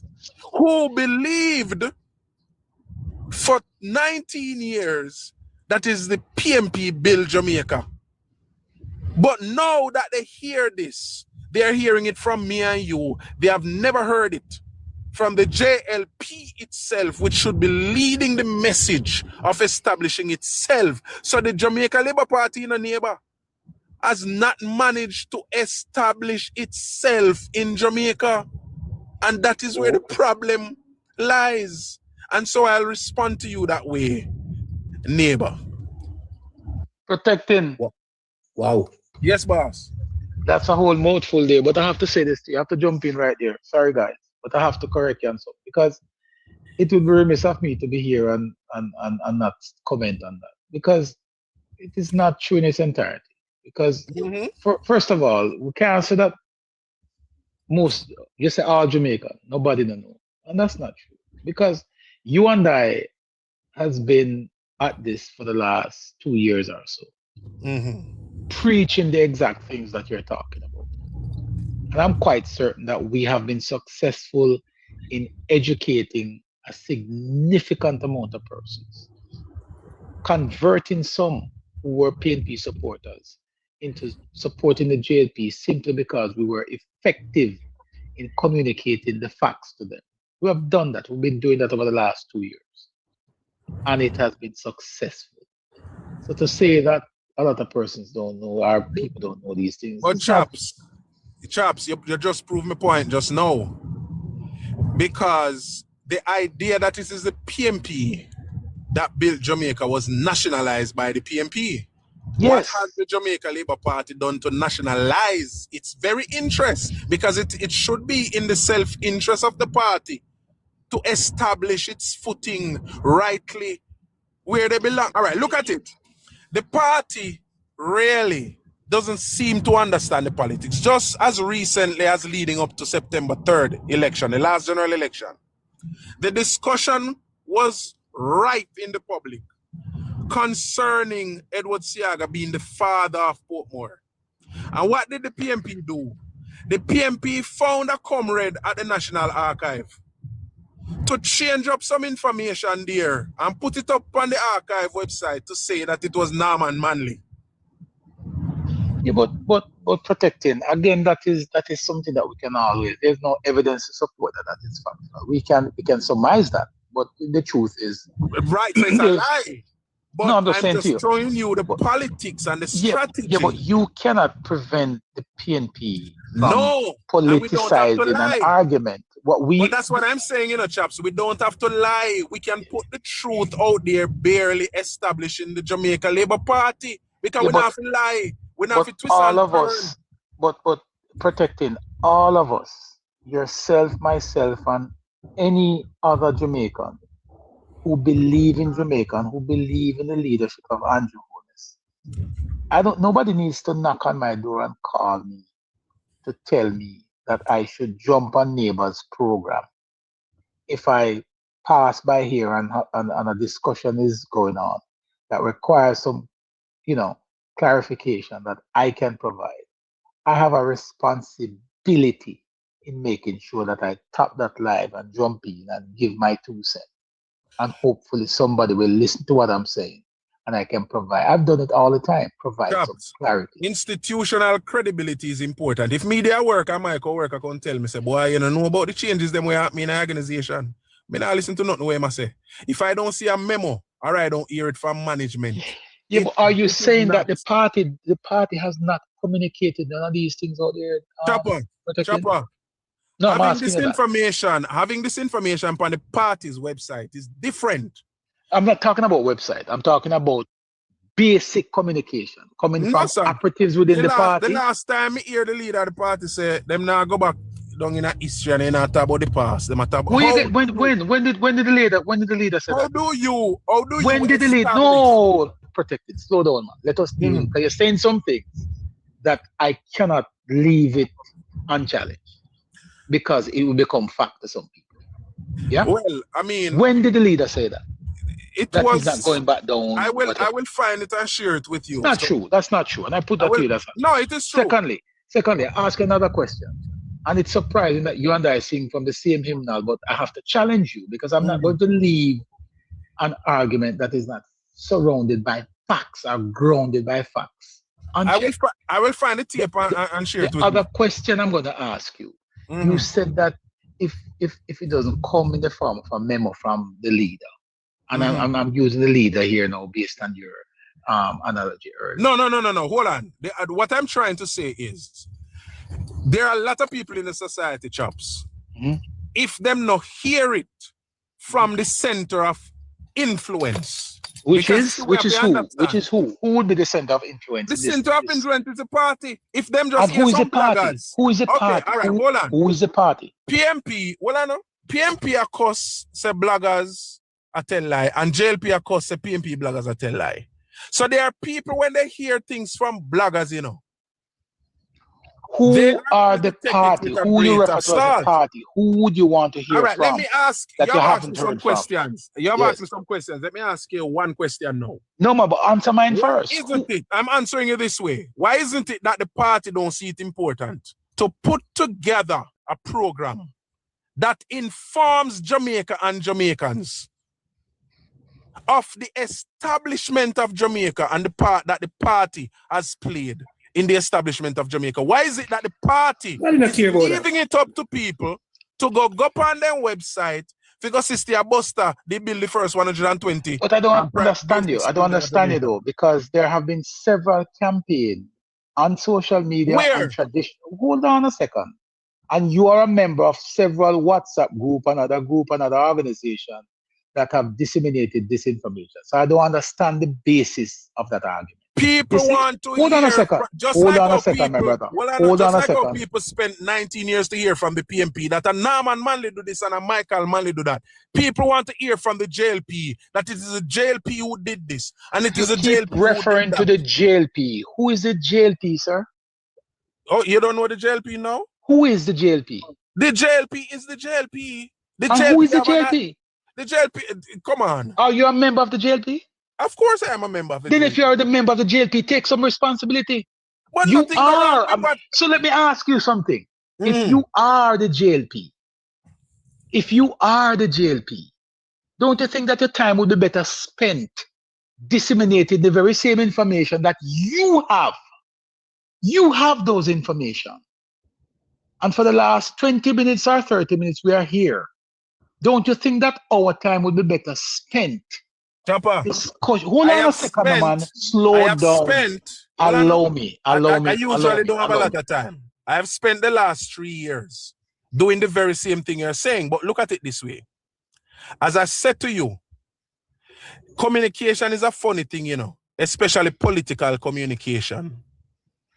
People want to hear from the center of influence when it comes on to politics. Who is the center of influence? I keep asking you these questions and you're not answering. What kind of platform do I have? I have a platform with a few thousand people that I started 3 years ago. The party has a national platform, an international platform, a global platform. Why is it then that they don't see it important to make people know, say, education established in Jamaica by the JLP, tourism established in Jamaica by the JLP, culture established in Jamaica by the JLP, the very reggae music and dancehall music.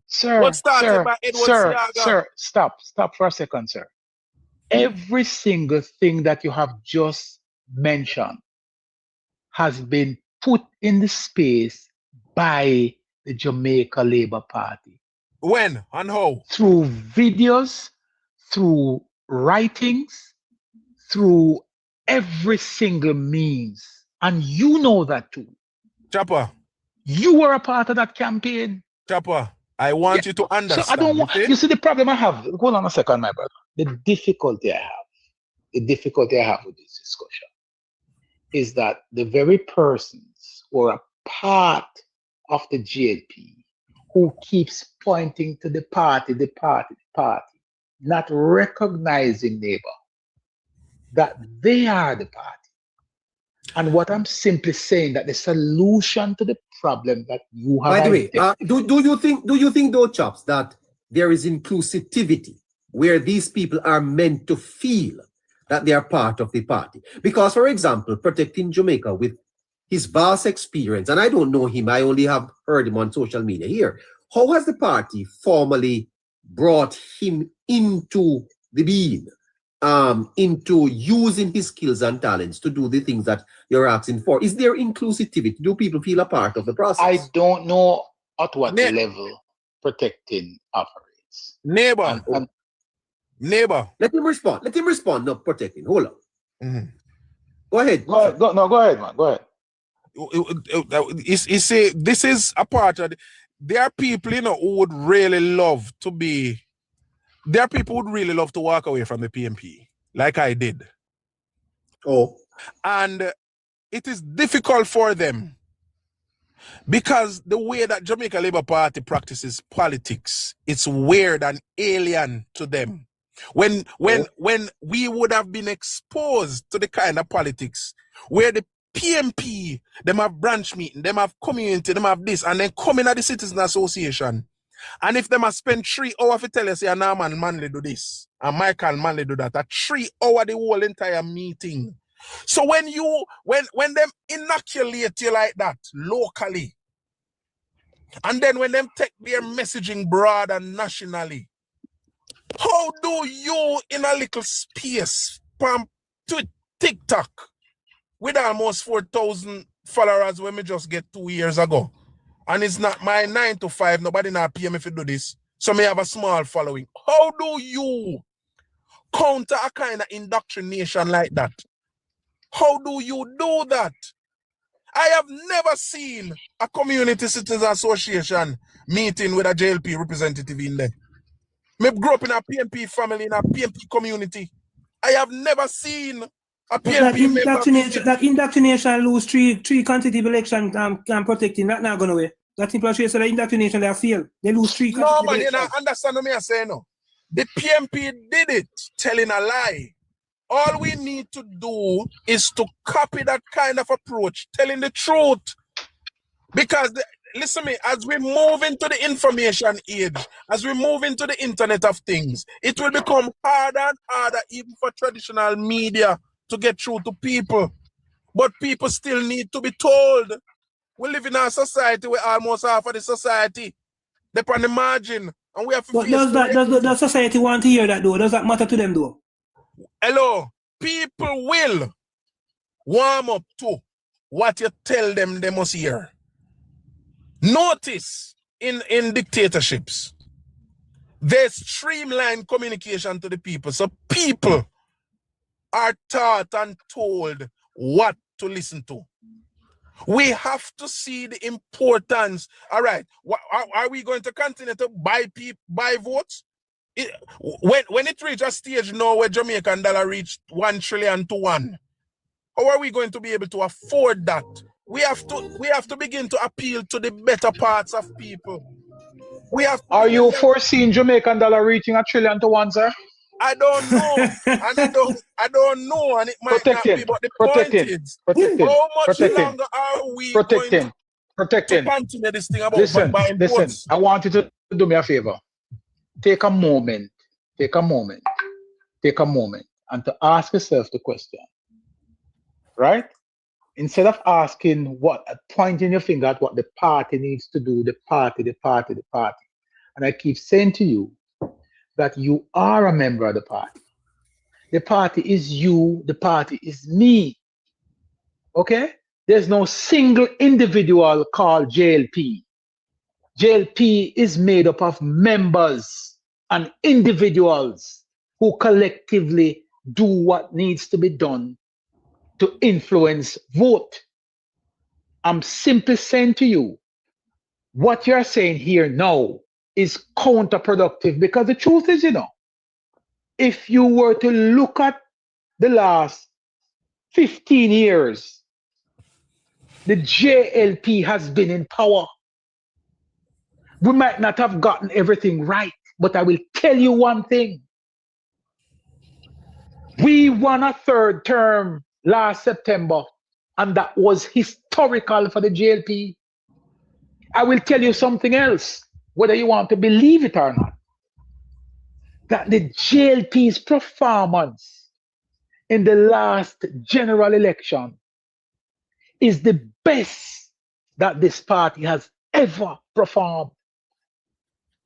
And nobody can take that away from them. And one thing I will not do is to sit idly by. I don't agree with every single thing that the party has done. I don't agree with how we approach everything. And I've said it here that I believe that the party's communication needs to be more consistent with what they did leading up to the last election. I've said that. I said there's a void because two of the major players in the communication task force, not Robert Morgan, of course, Robert too, because Robert has been elevated to a minister of government, doing an excellent job there. Marlon Morgan has been elevated to senator. Same thing goes for Nestor Abka-Fitzenley. And I believe, in my humble way, that because of these guys being elevated to those positions, and they are doing an excellent job there, it creates a void in this space for communication. They are not as dedicated as they used to be or available as they used to be. And I can understand that. But I will not come here and to bash the party or to say they have not been doing this or they can't do this or they're not. It's not true. Hold on, because where was the succession planning? Those people move up with the succession planning. Sir, slow down for a second. Allow me, because you have spoken a lot. You have said a lot. And one thing I said I will not do is to walk away and leave what you say to become facts, because it is not true. The party has done exceptionally well to secure a third term. Very, very well. What a lot of people fail to recognize is that globally, neighbor, we've been going through what one would describe as an anti-incumbency syndrome for the last 20 years or so. Incumbents came under a lot of pressure, and even very well in the Caribbean here, we've seen the change of government, and incumbents have been under pressure. Well, we are watching to see what happens come February 11th in Barbados. Let me ask you this, Chopper. If Jamaica is truly better today than it was a decade ago, why does it still feel like an unsettled argument? Say that one more time, neighbor. If Jamaica is truly better today than it was a decade ago, why does that still feel like an unsettled argument? I don't know if it is an unsettled argument, because I think sometimes it would have to be unsettled, Chops, when you look at the fact that so many Jamaicans voted against the party in the last. You know what this means, neighbor? You know what this means? You know what this is identical to? Yes. The Jamaicans going to the Olympic with how many countries? 100 countries or 120 countries participating in the 100 meter. And a little country like Jamaica comes up with a silver, and everybody drop them head down and feel sad and broken, because we have grown so accustomed to winning gold. Correct? We medaled, we medaled, and we came up with a silver, but people are sad, not recognizing that even with a silver, you'd have punched above your weight. Yes, Chop, but that is the point. The point is that on all accounts, for you, for me, for many people listening to this program, Jamaica has progressed significantly ahead. We've done well. Mm-hmm. But you don't hear that. You don't hear that coming out of the conversation, neighbor. You want to hear that. All right, this conversation, let me not say the conversation generally. I'm not getting that from protecting, right? Protecting is. You're not listen to me, No. Listen to what I'm saying to you, man. I'm Right. telling you, I'm the receiving end of your conversation, and I'm telling you what I am hearing from you. You're not giving credit where credit is due and criticize where criticism is due. You get what I'm saying, neighbor? That is what I'm feeling. I'm not saying that the part, but remember, neighbor, you and I have had this conversation before. Yeah. And while I might not be as critical as can be, because we are responsible enough to know when and where to have certain conversations. Yeah. We know when and where as responsible JLP supporters and members. We know when and where. Let me tell you something. I have lived with this party being in opposition for 18 and a half consecutive years. And they were not in opposition. But Chopper, that is the very passion that Yeah, but protecting is bringing I out want you to in listen. No. I want you to listen to the ending of my conversation, of my argument Well, first. We've been in opposition for 18 and a half years. And we were not in opposition simply because the PNP were better at governance than the JLP. We were in opposition because of our own doing. It was internal fighting and tearing down of the party that kept us in opposition. It was never the PNP's performance. Because, a matter of fact, that period of 18 and a half years were the worst years of any political party in this country. And they were able to win consecutive elections. You know why? Yes, because we were not responsible in our behavior as members of the party. We did not take responsibility as members of the party, right? Instead of dealing with issues in a professional and amicable way, we choose to go ballistic a lot of times. And I'm cautioning my brother here that there's a time and a place to discuss and to get changes, right? We don't get results by coming here and launching a broadside against the party. It doesn't work like that. A matter of fact, the GLP that I know don't respond to that. Yeah. Well, and you I know, would caution you on that. Well, yeah, good caution. But I really think that there is a general consensus that a lot of people want the party to remain in government jobs. A lot of people want the party to continue its work. And I think people are saying openly now that make sure that you don't drop the ball. My moderator wants to ask that question. Yes, go right ahead. I think that is a context that people are speaking in rather than a broadside. Yes, neighbor, and I want to respond to that. Anybody who listens. Hold on a little there, protecting. My moderator wants to come in. Let's not keep her waiting too long. She'll cut me off. Go ahead. Good night, everybody. You're muted. Oh, go ahead. Okay, can you hear me now, Chops? Yes, I'm hearing you loud and clear. Okay. Do you think that the accomplishments of the Jamaica Labour Party that was published in the achievement book in the last election, do you believe that Jamaicans know about those accomplishments prior to the publishing of that book? Quite a few. Right, but they might not have known of all. They might not have known of all of them. Exactly, and I think that is the point we're trying to make here, where the government is doing so much. There's so much happening in the country, and we don't believe that these great things that the government is doing is being highlighted. And then when it comes on to election,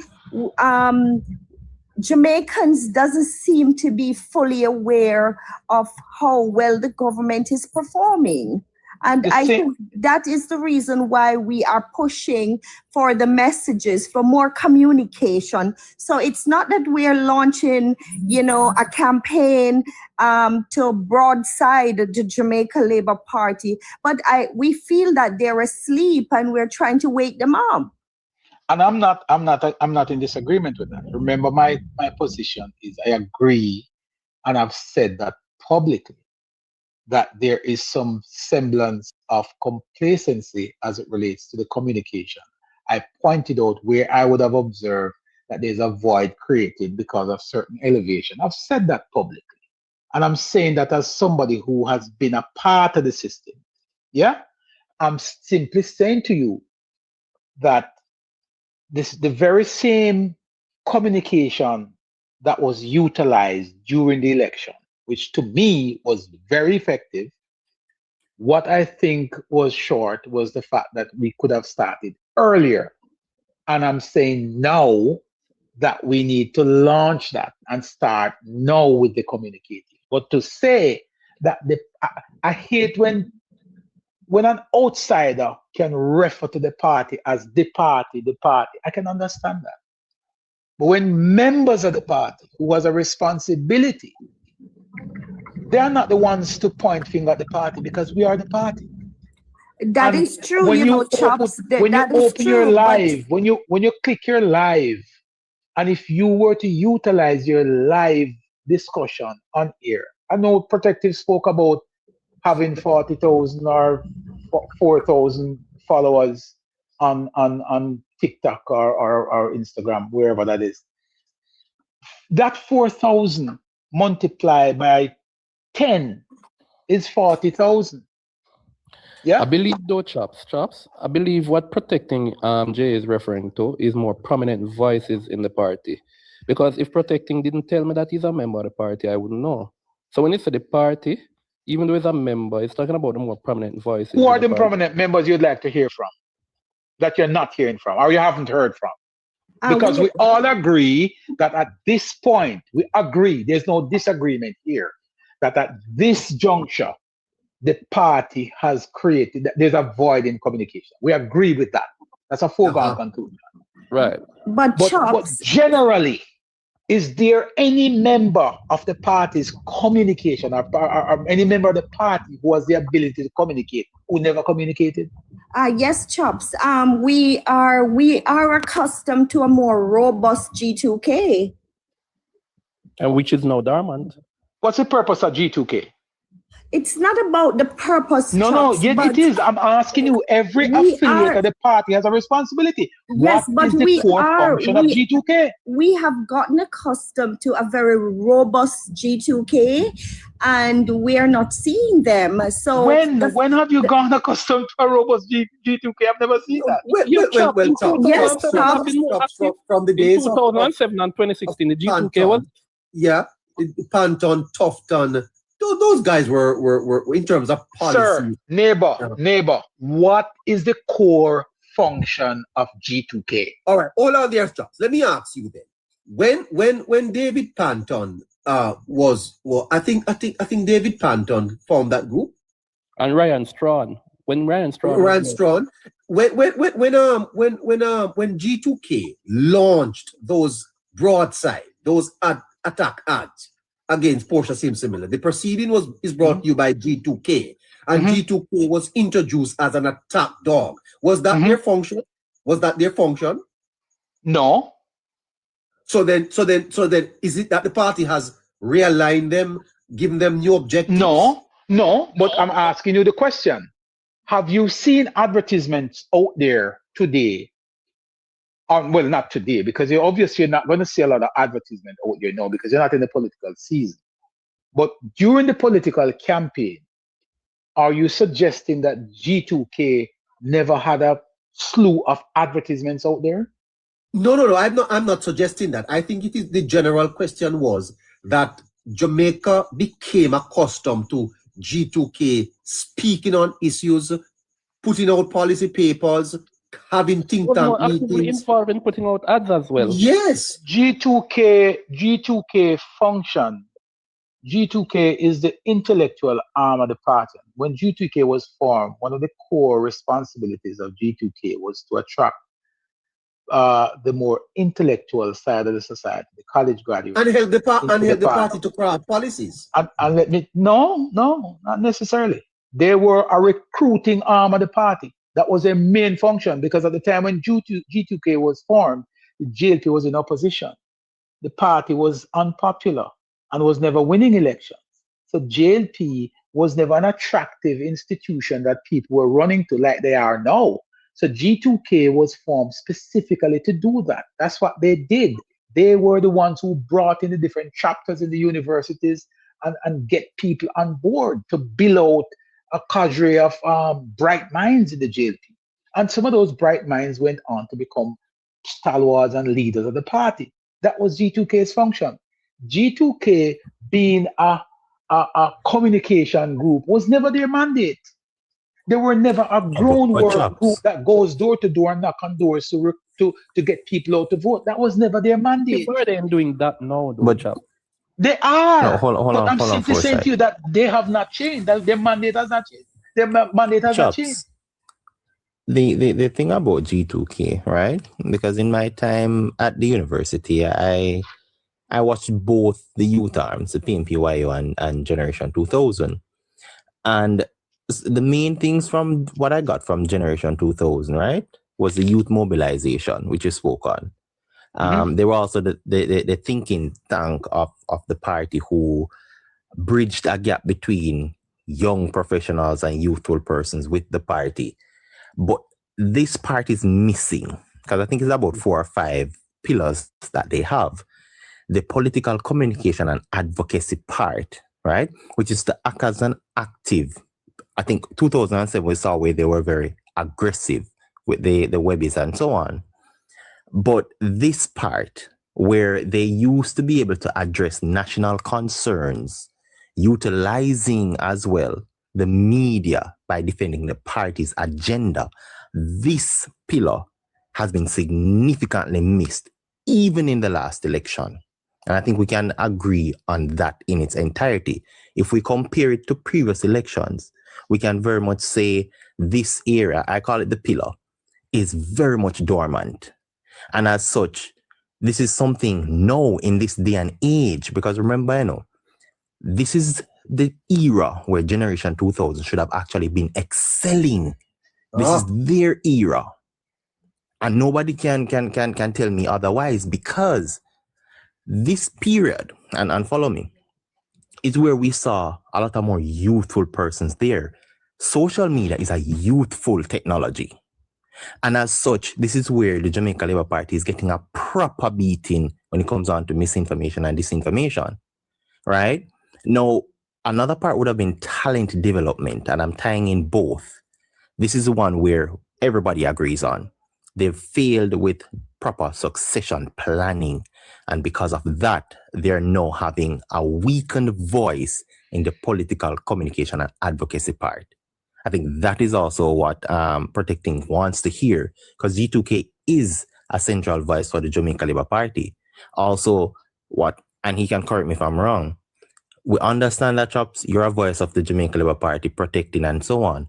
But what people want to see is a symbolism, like a unified front where not just persons individually from the party speaks, but a unison, a one voice kind of centralized thing that when it puts out, then the individuals can dissect and go on different platforms with themselves and so on.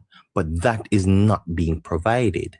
Harry, can I say this to you real quick, neighbor, just through you? No, Harry, Chops, address this too, because we are learning, I'm not a member of the party. You need to become a member, sir. I'm inviting you to become a member, sir. well, please address Harry in terms of the G2Ks, what he spoke about, what he has observed. All right. I've never been a member of G2K, but I've been extremely close to at least 3 former presidents during their tenure. And the current president is a very good friend of mine as well. Ryan Strong, it's very, very good friend of mine. And the president before Ryan, very good friend of mine. So I know these guys and I've spoken to them. Matter of fact, G2K, when I left the United States and decided I'm coming back to Jamaica and to get involved in the politics, because if you want change, you must be a part of the process of change. And I chose to do that. I didn't choose to stay on the sideline and criticize. I went in there and I became active involved. So I could have my voice and I could make certain changes and have my voice being recorded. What Harry is saying, and I'm not disagreeing with what Harry is saying. I do believe that G2K can actually play a more significant role in the communication arm of the party. What I want Harry to recognize, though, is that during the last election, neighbor, there was an active communication system within the party. And I know everybody here would have seen it. One of those would have been the task force. It had Dr. Dana Morris Dixon. It had Karen Kamina Johnson. Morrison, Kamina Johnson Smith. It Christoph had Dunn. Christoph Dunn also. It had Shireen Golden. All these persons, excellent communicators, A-game people, no match to the PNP. But what they did, which was different than what we saw before, and I'm not taking any credit, but I'm saying it because we saw the problem protecting. We saw the problem. You perhaps was a part of that discussion too within certain space. We saw the problem where G2K and Young Jamaica were very active in responding to certain misinformation by way of press releases, right? They were very quick on the draw to drop a press release out there. But we had to point out to the powers that be that press release in of itself only reach a certain demographic. Okay. And what needs to follow that press release was a press conference, because we have more visual learners than there are persons who read and understand what they're reading. So we got the communication to a level where the minute the PNP dropped something out there, we had those press conferences at Belmont Road, and they were extremely effective. Why? Yes. It was effective, neighbor, because individuals like myself and others who operate within the social media space, the Instagram, the Facebook, the Twitter, and TikTok, were able to record these points in small bite size and circulate them to the common man. So we were flooding the airways with small bits, pieces that were relevant to what was happening. And that was extremely effective. I don't want you to be a Nikisha Burchell and deflect anything. Where is G2K? Where are they now? Yes, in terms of their activism in the party and in the party's communication. Harry is saying that now is a time when a G2K could really be used. And I'm not disagreeing with that. I have no disagreement. I can't disagree with that, neighbor. He's perfectly correct, of course. So I don't even know the name of the president, I must tell you the truth. I mean, and that's not a disrespect, but Shane Carr is the president. And I'm going to try if I can invite him. I don't know if he's sleeping now. Go ahead, Harry. I like that. Well, Chops, funny thing, the last time this is the funny part, because Ryan would have been the leader in my period, right? And because, like I said, going to UE, I listened to both. I wanted to know what was there in the space to see how they combat each other.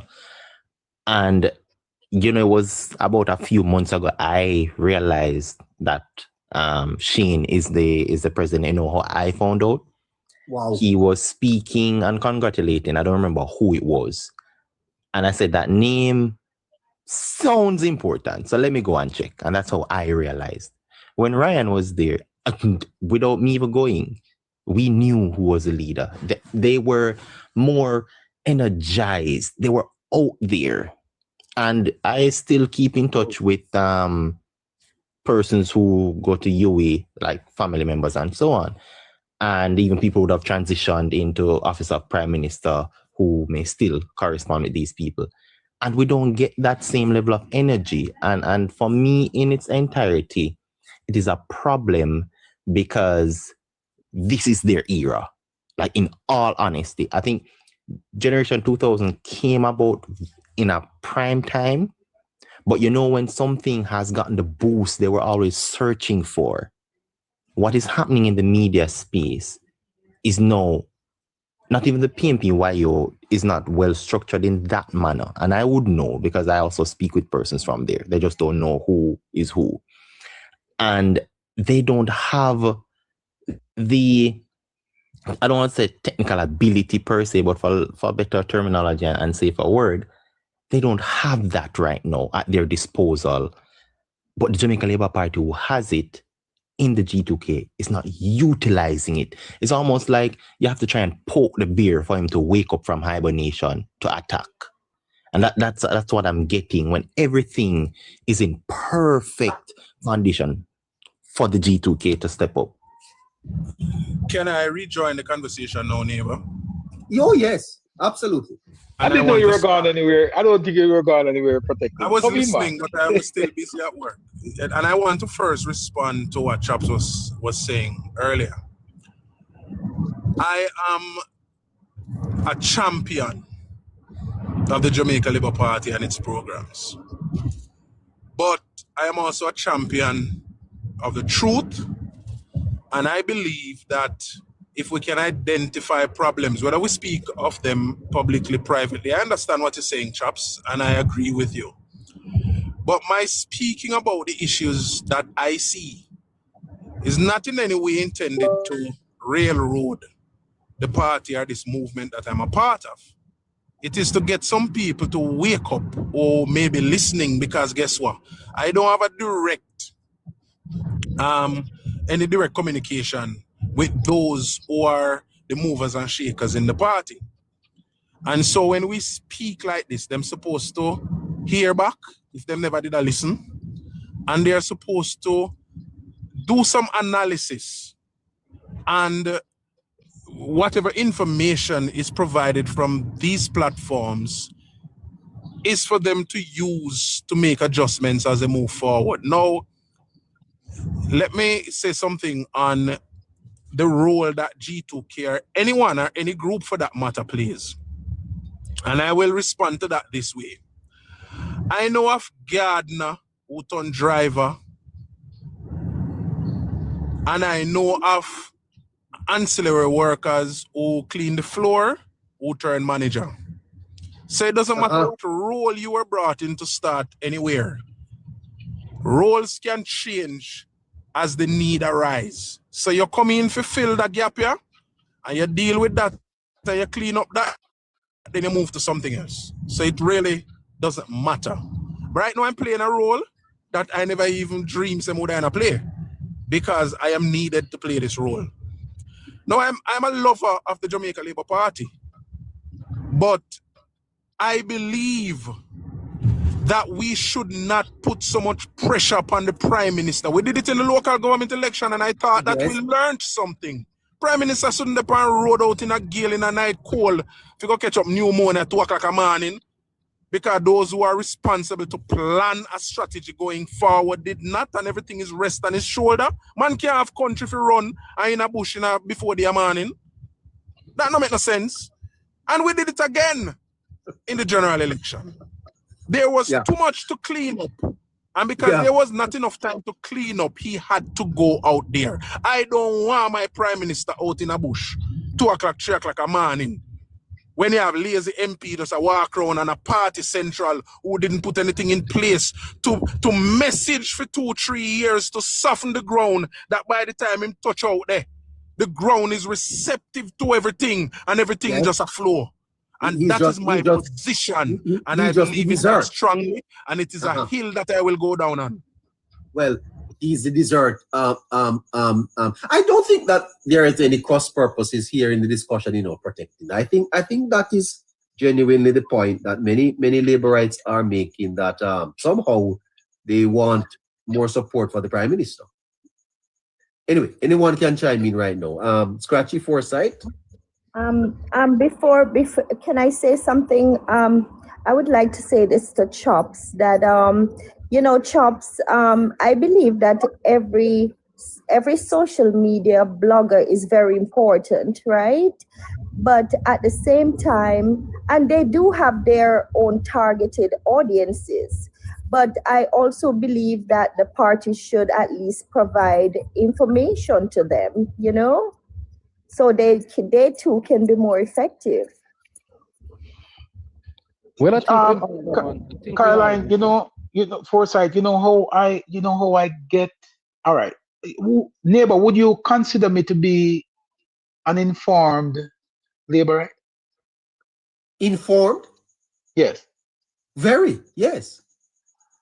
And I would tend to agree with you that I think I have some level of information. But Caroline, you know how I get my information? You go looking for it. You do your research shops. I research, Caroline. I don't miss Parliament on a Tuesday. Whenever Parliament, just like you see those MPs go to the roll call for Parliament, I do the same thing when I have the time. If I don't watch it live because of work or other responsibilities, I watch it afterwards because I don't want any second-hand information. I have it for myself. I do my research. I watch the Senate on a Friday. I watch the committee meetings. I call up whoever I need to call to get clarification on whatever I need to call. There's really and truly nobody sending me the report. I usually have to go dig for these reports. Let me tell you something, Caroline. The Gleaner has an archive that you have to subscribe to. I'm not a friend of the Gleaner because I believe that institution has fallen to its knees. But do you know that I have a subscription to the Gleaner archives? That I actually share it with members in WhatsApp groups so that they can do their research and get the information that is necessary to fight and combat the misinformation out there. I do these things. Nobody has ever given me a check and say, here is some compensation for doing that work. I do it because I want to be informed. I have Jamaica's best interest at heart, and that is my contribution to my country. Well, Chops, I sent you a message the other day. I'm going to ask you, please, to respond to it. Is it on WhatsApp? No, it's on TikTok. Okay, I will try to find it. I'm not so good at the messaging on TikTok, but I'll definitely dig and find it. Okay. Before we go to Scratchy, can we hear from Forsyth, please? Caroline, good night, everybody. Good night, Forsyth, my brother. Yeah, man. I think we all want the same thing, but we have different perspective.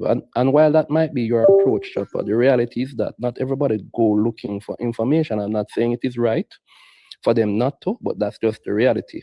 And we can't ignore the reality, right? I think the Jamaica Labour Party tend to assume that people will know without being told. And the fact of the matter is that when you have the opposition who is feeding their vloggers with information or disinformation, then, and we are saying on our side that people have to go search for information, right? In order to come and share. I think what Protecting is saying is that if we, the vloggers, if the party itself have an open line of communication with the vloggers, where to share information with these vloggers, right? Then you would have a more structured approach in terms of creating talking points, right? And they have it. That exactly thing that you're talking about, they have it. It's there. Protecting JA is a part of those communications group too, where the information comes directly from the government. It exists. Okay, I don't want us to speak at these things. It exists. Not just now, for years now.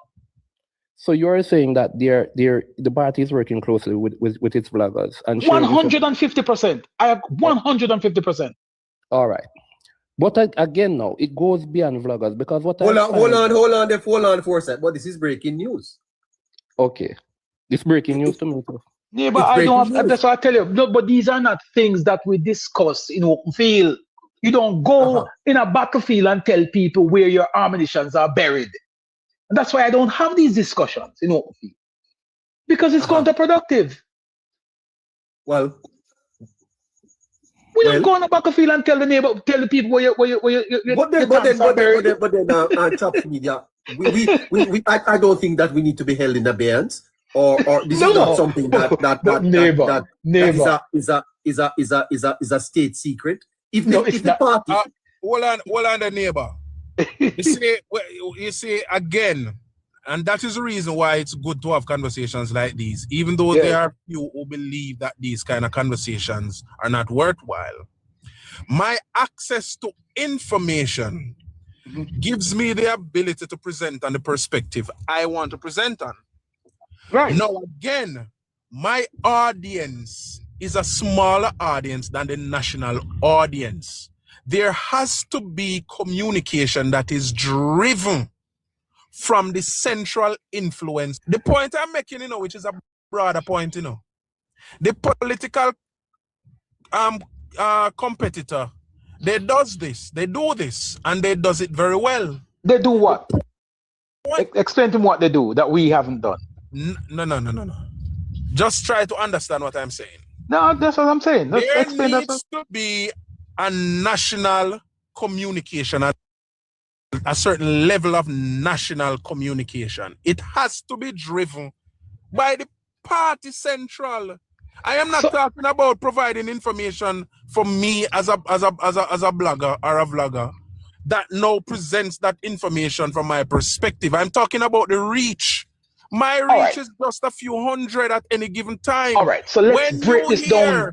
Let's break this down, my brother. Explain to me what it is that you are talking about so I can understand, because perhaps everybody is saying that, Chops, you're not understanding. You know what you're saying to me now, Chops? Yes. It's the same thing that a wide cross-section of Jamaicans are saying, that them not understanding anything come out of the Jamaica Labour Party. And you see, this is another little grey area, the problem there, in this grey area. Because the JLP believe that there is something wrong with communicating with the people. What's the difference with the JLP communicating with the people from the PMP? The PMP communicate with the people want to hear it. But when I'm asking you make reference. No, but you make reference to the PNP. Explain to me what it is that the PNP does that the JLP political communication. Explain to me. That's a broad topic, my brother. Political communication is to communicate politically to people. How does the PNP communicate politically that the JLP has done? To have the things that affect people at the grassroots, even if it is just an appearance that you're concerned about it and you're dealing with it. Look at it, that neighbor just said a few minutes back. It is very unreasonable to expect that the Prime Minister should be leading government. But the Prime Minister now has to be concerned with adding to his presentation on any situation that he's presenting on in the country a certain level of political communication. Listen to me, the party should have people, just like leading up to the election. Juliet Cuthbert was talking about this, and every day something arose. Protecting. Asking a simple question. Protecting. You've made. Go ahead, Forsyth. Sorry. Go ahead. You're spot on. Protecting.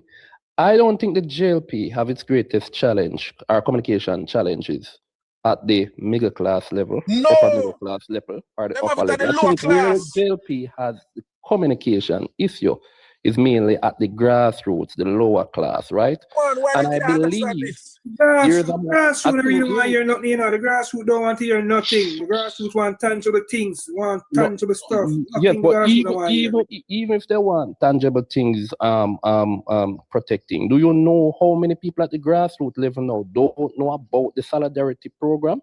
You know how many people now at the grassroots level don't know about the social housing program? Do you know how many people now at the grassroots level don't know anything about social pension? I know 5,000 persons turn it down and date and can be constituent to the solidarity program for society. You them don't know?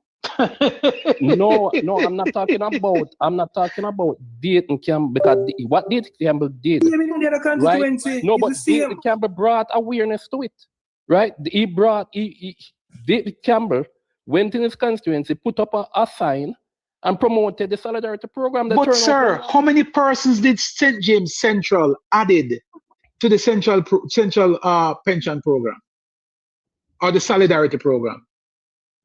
I don't know that, Chopper. You have to tell. But that's what I'm saying to you. You see, Protecting made a statement. I'm not saying nobody and I'm knows. very I'm saying there are many curious. people who don't know. You see what a lot of people tend to do foresight, and I get this all the time, where people look at the PNP and they say, "As the PNP have done it." Folks, the PNP is in opposition for the last 3 elections, and they're going to remain in there for the next 3. Okay? They have been in opposition for the last 3 elections, and they're going to remain in opposition for the next 3 elections. Okay? That needs to be driven home. Protecting, you said that the PNP does what is called grassroots communication. And perhaps you're saying that the JLP hasn't done so. I'm not in disagreement with you. I'm just simply asking you to elaborate some more on it. Because perhaps I don't know. Perhaps I missed the point. You know what's so funny? You know what is so funny that it goes past every time there's an attempt to really get to the root of this. Because again, let me clarify here. I don't have the answer to all the problems. But look at it this way. The Jamaica Labour Party had to go out before the election and have member appreciation ceremonies. The PMP, the General Secretary saying, walk in our house and when he look up, saw some moon and star him see. And them run go vote 402,000 of them just the same. Why? Because what the PMP does on the ground with the grassroots means something to the grassroots. No. Do I know all they do on the ground with the grassroots? No. But I know some of what them do on the ground. But can I say something to you though? Can I say something to you though, Protecting respectfully? Mm-hmm. If what they did on the ground was effective, Mark Jefferson Golden would have been the Prime Minister of Jamaica today. Chopper, you're missing something. Chopper, you're missing what I'm saying. I am not lobbying for Mark Golden or the PMP to be government. What I'm saying is, look at it this way. If we have not locked this down, which is grassroots politics, and we do so well, my position and my larger point is, if we lock it down, can you imagine? We not lock it. Can I explain something to you again? I'm going to explain something to you again. How are we going to lock it, Protecting? I'm going to explain. Scratchy, you're perfectly right. Let me explain something to you again, Protecting. One of the JLP's best period of governance was between 2016 and 2020. One of the JLP's best performance as government was between 2016 and 2020. You know what was the margin of victory during that period, sir? I think we all know that. 1 seat. 1 seat. 1 seat. 1 seat. 1 seat. Go against Chopper. Repeat that. I said the best performing period of a JLP administration was between 2016 and 2020. That was when we had the most achievement in terms of legislation, in terms of putting things in motion, and we picked up and followed through during 2020 to 2025. But 2016, and why I said that, because we had only 1 seat majority foresight. We perform exceptionally. Okay, so you are saying that the JLP performance between 2016 and 2020 was better than the JLP performance between 2020 and 2025? Yeah, because 2020 and 2025 basically take shape from what was put in motion in 2016. I agree with that. But Chopper, yes, sir. All right, you see, I don't know if people really assess government performance like that, because if the JLP was in power from 2016 to 2020, right? Mm-hmm. Between 20 and 25, the electorate would have assessed not only the period between 20 and 2025, they would have been assessing the government's performance from 2016. No, that's not how the electorate vote. That's not how the electorate vote. Scratchy, let me ask Foresight this question. Foresight, if they are building on what they had, I think the assessment would come from 20. I don't think people we don't have to debate that, We don't have to debate that because the facts are there. If you go and look at what have been implemented between 2020 and 2025, you would have seen the blueprint coming from 2016. But let me ask you this while you're at it. Go back to the PNP 18 and a half years. The worst years of the PNP's administration was between that period and the Percival James Patterson. Yet the JLP ran a very strong campaign. How many seats did we won the election by in 2007? Number one. All right. So what does that say to you? What does that say to you? If the worst performance of the PNP, they were only able to lose by one seat. And that is why, Chopper, gentlemen, let me say this to you. Give credit to your party. No, but they're not perfect. They're not perfect. They have not gotten everything right. Let me just put this out there. Give them some credit. Let me even go as far as saying this then, Chopper, right? Because I don't think it is about not giving credit to the party, because I understand what Protecting J is saying, right? A lot of what he's saying I understand. And I don't take it to mean that he's not giving credit to his party. Because I'm going to go as far as saying this. I'm going to say this, Chopper.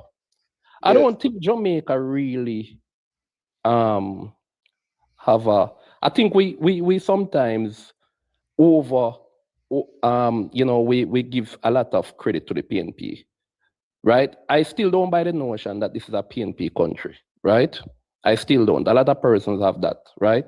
And hold that view. And I think the Jamaica electorate has been voting. They have voted more right than wrong, meaning that when you look, first of all, the Jamaica Labour Party, right, has won more elections than the PNP, right? The last election, we have won more elections. I think what happened and what created it's that just 1 year foresight. It's just 1 year separating both parties. Yes, but 1 year or one term? 1 year. All right. So we have been in power longer, right? So but we have won more elections, right? Haven't we won more elections? I think it's 19 elections. We have won 10. No. If we win this next election, then we are pretty much at the same point. All right. Well, I would have to look back at that.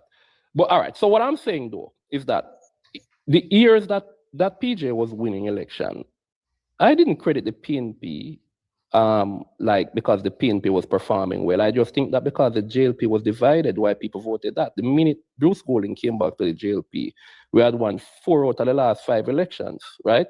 Since 2007.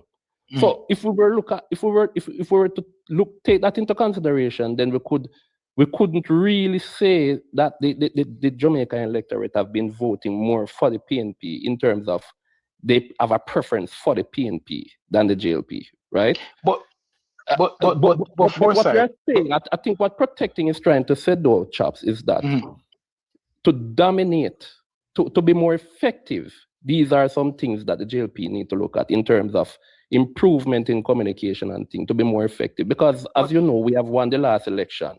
Despite all the complaints that we have won the last election, which means that the JLP would have done enough to win the election, right? But dominant can go more than 4 or 5 as just a foresight.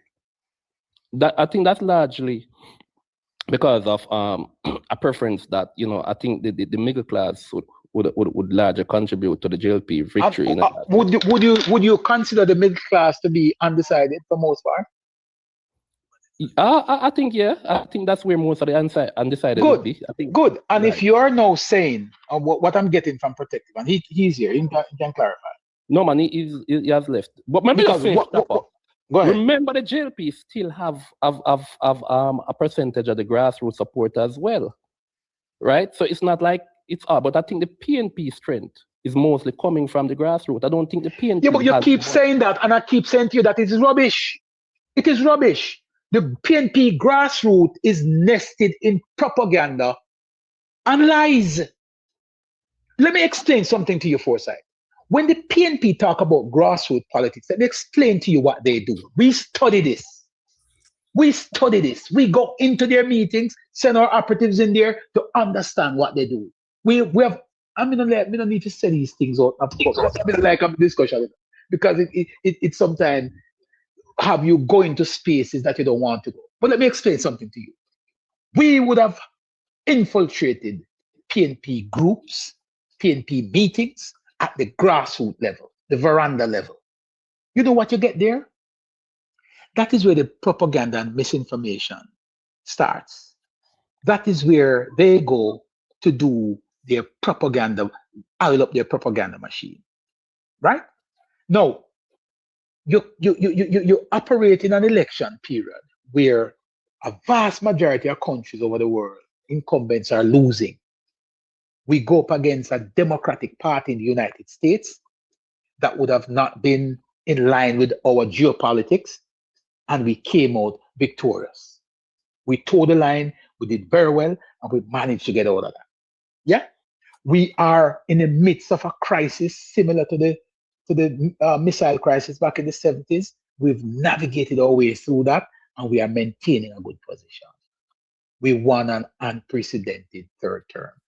No, I'm not here to say that everything is perfect. I would never say that, because I myself would have vocalized right here where I see that there needs to be some improvement.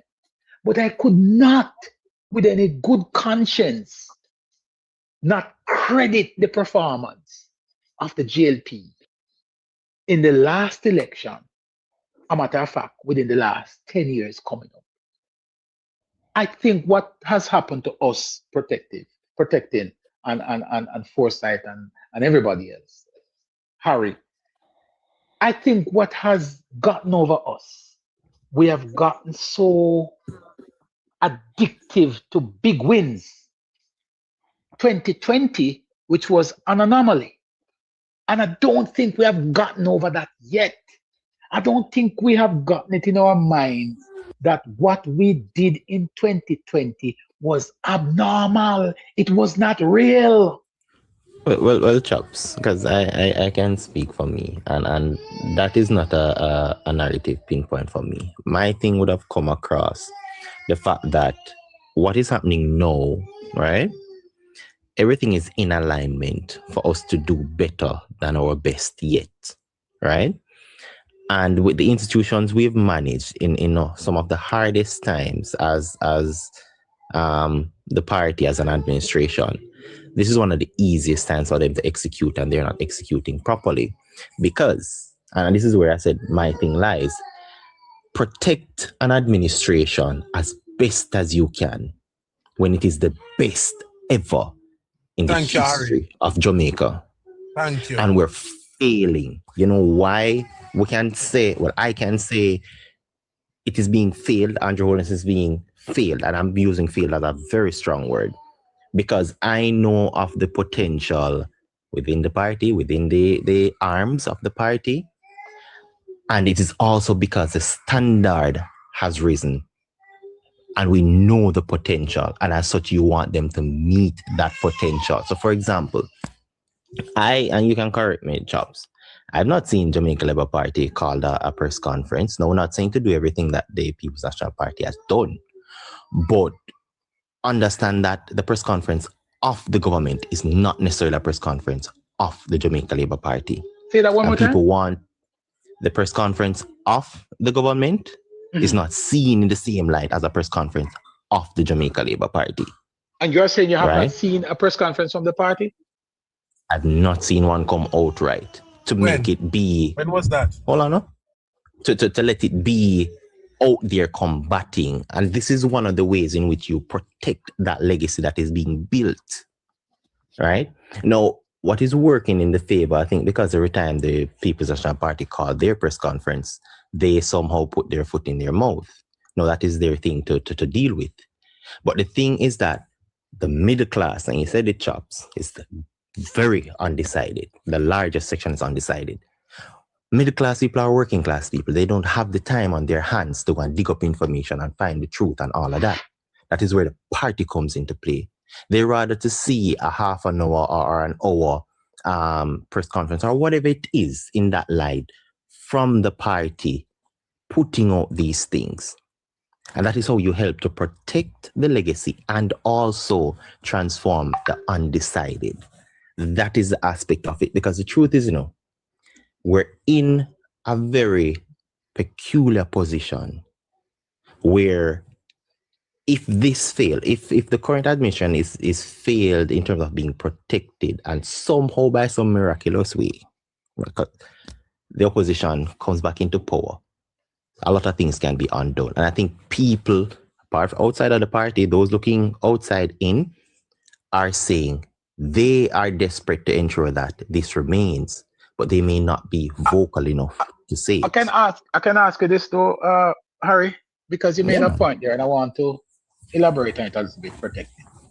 You said that the JLP has not had a press conference recently, and you might be correct. I think the last time we had a press conference was late September, the ending of September after the general elections. When was it that we had the hurricane? That was about what, 2, 3, 4 months ago, October. So November, December. So almost 4 months. So the hurricane came like a month after the election? Yeah. Now explain to me, because perhaps again I might be missing the point. Between September, which we had a press conference on September 4th, we had one on the 11th, and we had a post-election press conference, which was on the, can't remember the date. But let me ask you this though. Between that time of the general election in 2025 and the hurricane, which we are still going through now, where in that would you fit a political press conference that deals with the politics? Harry, because the truth is, the truth is the government, because what you really want is the hardcore politics, if that's what we're looking for. And in truth and in fact, what the government has been presented, especially in the press conferences, the post-cab and the other press conferences to deal with the hurricane relief and all that stuff. Unless I'm wrong, but where in that would you fit a political press conference? So so put it this way, chaps. The environment and situation demands that at a given time, right? So there's not an ideal time, but here's it. You fit it in when you realized the propagandas, the innuendos, the misinformation, disinformation was rampant. When you realize that the people and their naivety and ignorance, very well, is taken for granted and is also being exploited by a blatant opposition that is not afraid to lie. Now, the government and their press conference are very few questions, maybe like 8 questions. It was like half an hour to an hour, and you didn't get any real substance. What you got was data and base the government information. Press conference? You mean the government present after the hurricane? All the press conferences. I might contribute. Allow me to fill a chance for you, Harry. So the hurricane happened the 28th of October. But today, there are people who believe one of the 3 or 4 companies, Andrew Holness's company, who is there pushing back to say no. One of the who? The one of the company aligned with the tax evasion situation. I don't hear that. You see, the funny thing is, the only person I've heard, hold on a second. The only person I've ever heard associated that UHWI incident to a JLP company is you. I've not heard it from every Jamaican I've heard associated with the PNP, and that is public information. So where you get that from? You're not listening. Hold on, Chaffa. You're not listening to every Jamaican then. Are you listening to every Jamaican? Are you listening to every Jamaican? But the PNP, them have live every day, every night. I've never heard one of them. I've never heard Anyway, let me continue, Chopper, because you see, what Harry said a while ago is very important. You're asking where you would have fit in a political press conference. Between the 28th of October and to now, there has not been any politics discussing, and that is the reason why it is important to have the party protect the government, because the politics will always be there. A matter of fact, the day after the hurricane, the politics started. Where is the party protecting government? The government have to give out numbers. The government have to put out policy. No, the government, that's not true either, my brother. because the government has also dealt with the misinformation too. And then then we have to be people factual, complain. man. And then people complain that they don't want them government for talk about no politics in Where a you get that from? disaster. Yo, we can't, yo, me I go left the conversation because it's not going to work for me. Because the truth But is, getting angry, the truth is yeah, the truth, because Chopper. no, but here's why me I get angry.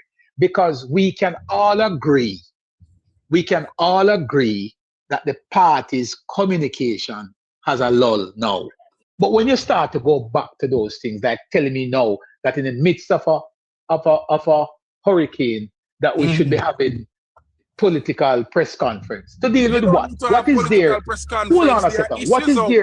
What is there to be dealt with in the middle ask of you a question. There are no issues out there to you. There are no I'm issues out there. asking you, what are the issues that needs to be dealt with at the political level that the press conferences have not dealt with?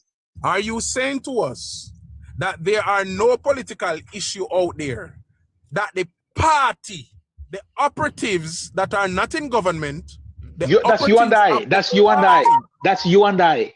I mean, I the president. Aren't you a member of the party? Aren't you a member of the party? And you and I are not in government. Aren't you a member of the party? Chopper, we're having. Aren't you a member of the party?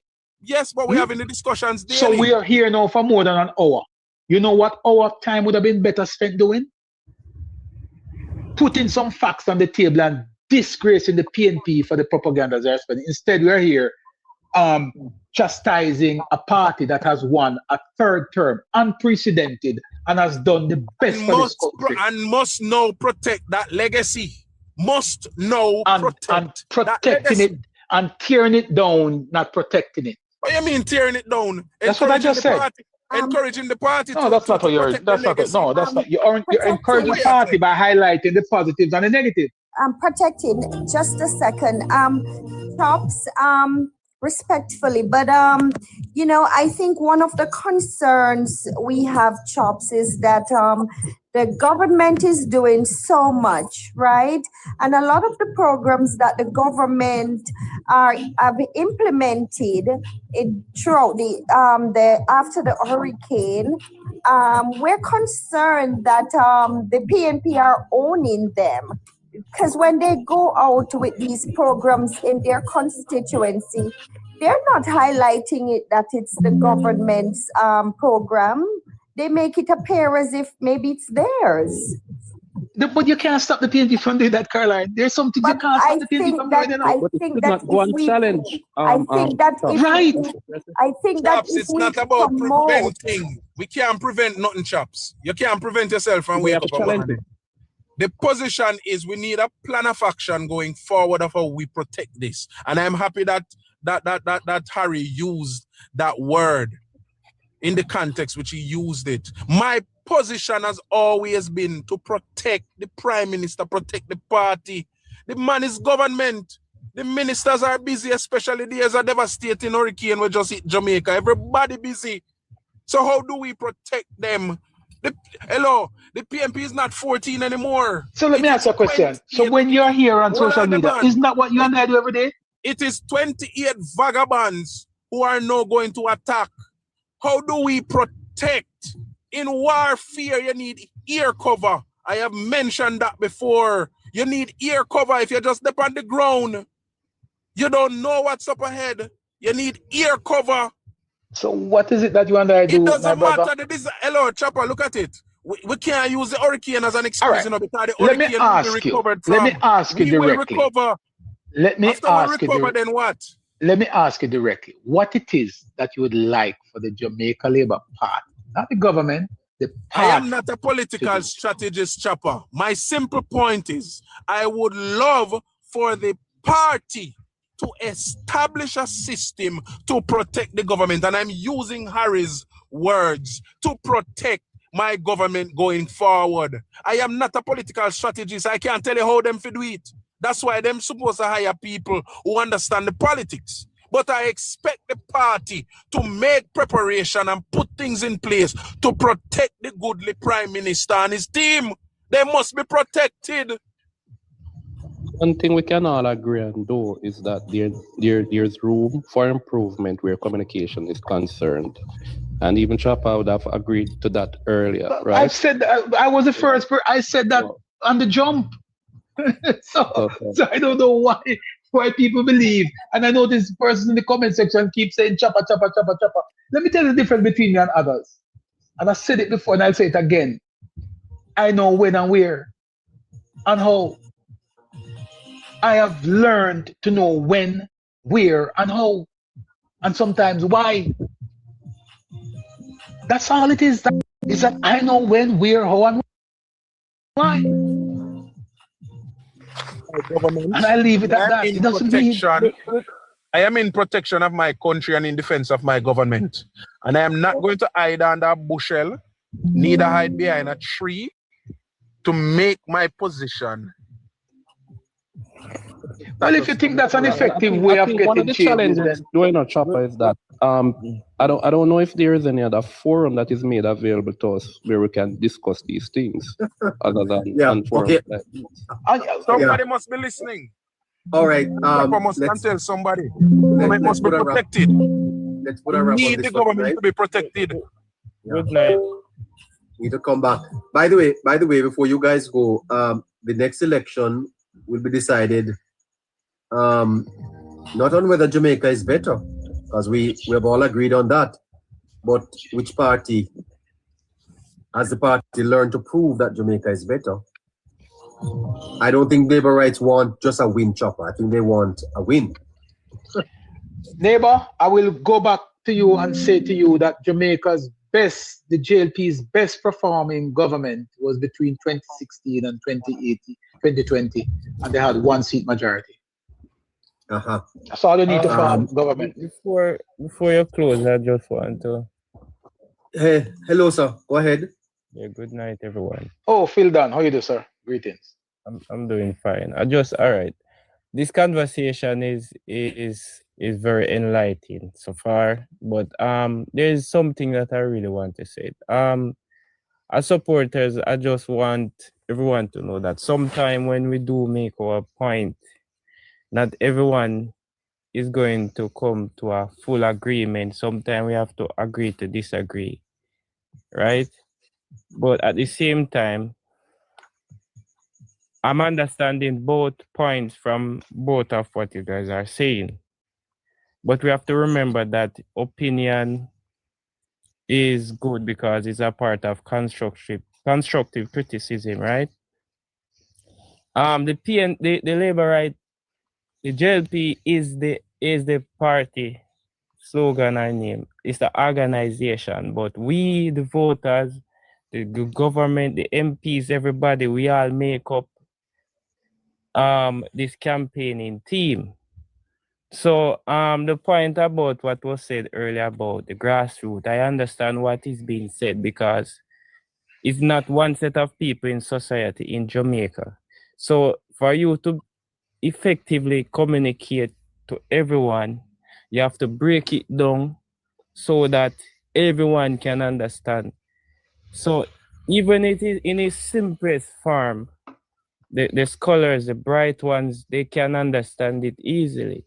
But we have to factor in that when you come on to campaigning, it doesn't matter if you're illiterate or not.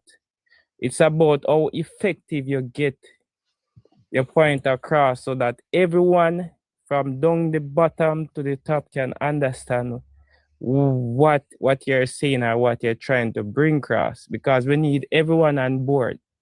Those persons that helped to give back Westmoreland, the PNP, all those seats, a lot of them, they don't know what they are voting for.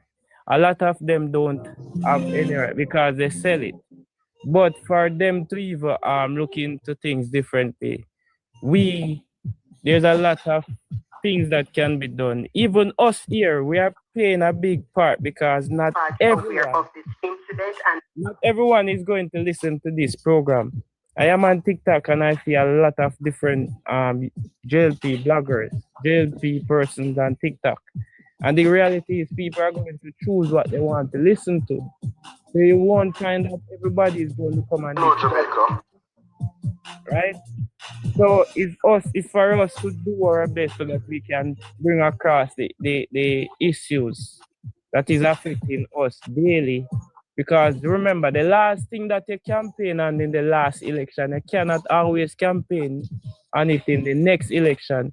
People need change, things change, and we are moving into a modern society where what was important back then may not be important this time around. So we have to constantly reassessing and come up with the things that really matter, the things that get across more or affect, if not every Jamaican, because we are different. We are different cultures mix and people have their different opinions. So it's the campaigning is about how can we reach to everyone at a different level. And sometimes for us to do that, we might not agree on everything, but we have to just come together, put our ideas together, our and see how best we can help.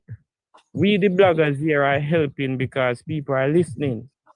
And when they come off, they probably look into themselves and say, what if... Gotta leave it there, sir. Gotta leave it there. All right. Thank you so much. Thank you, neighbor. I appreciate it. Appreciate the conversation. Protecting. Not a problem. Take care of yourself. Harry and everybody. Caroline. All right. Enough respect. Foresight. Harry, hang on, Harry. Hang on, Harry. Good night, everybody. Good night, Scratchy. Good night. Take it easy. All right, Scratchy. Big up. Good night. Good night. Good night, everybody. Bye.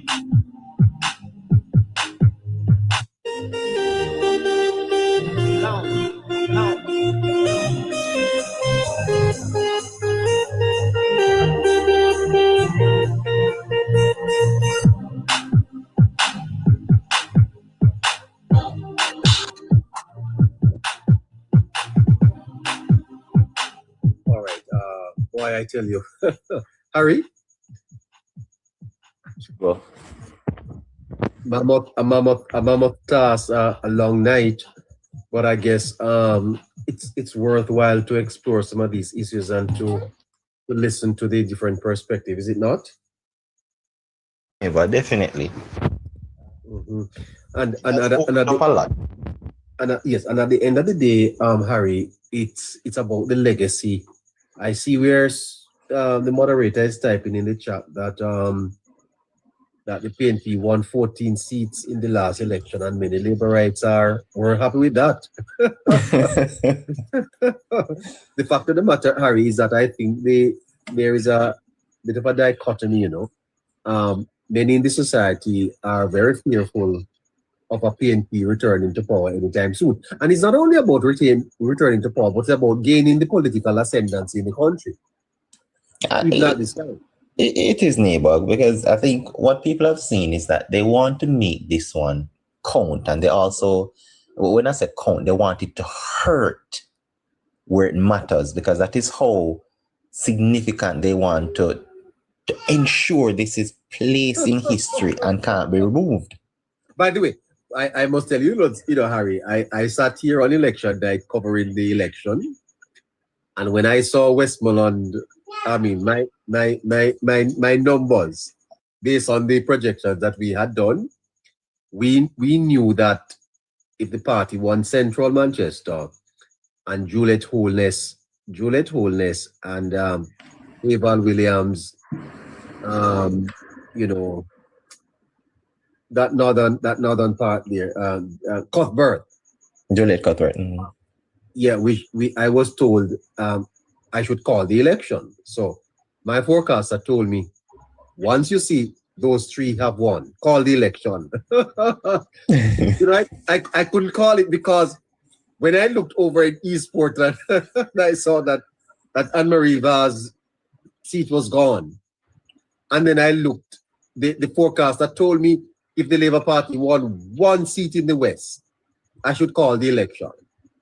So when I saw that the PNP won all three Westmoreland and all two Hanover, I said, what is happening here? And then they won Central Kingston.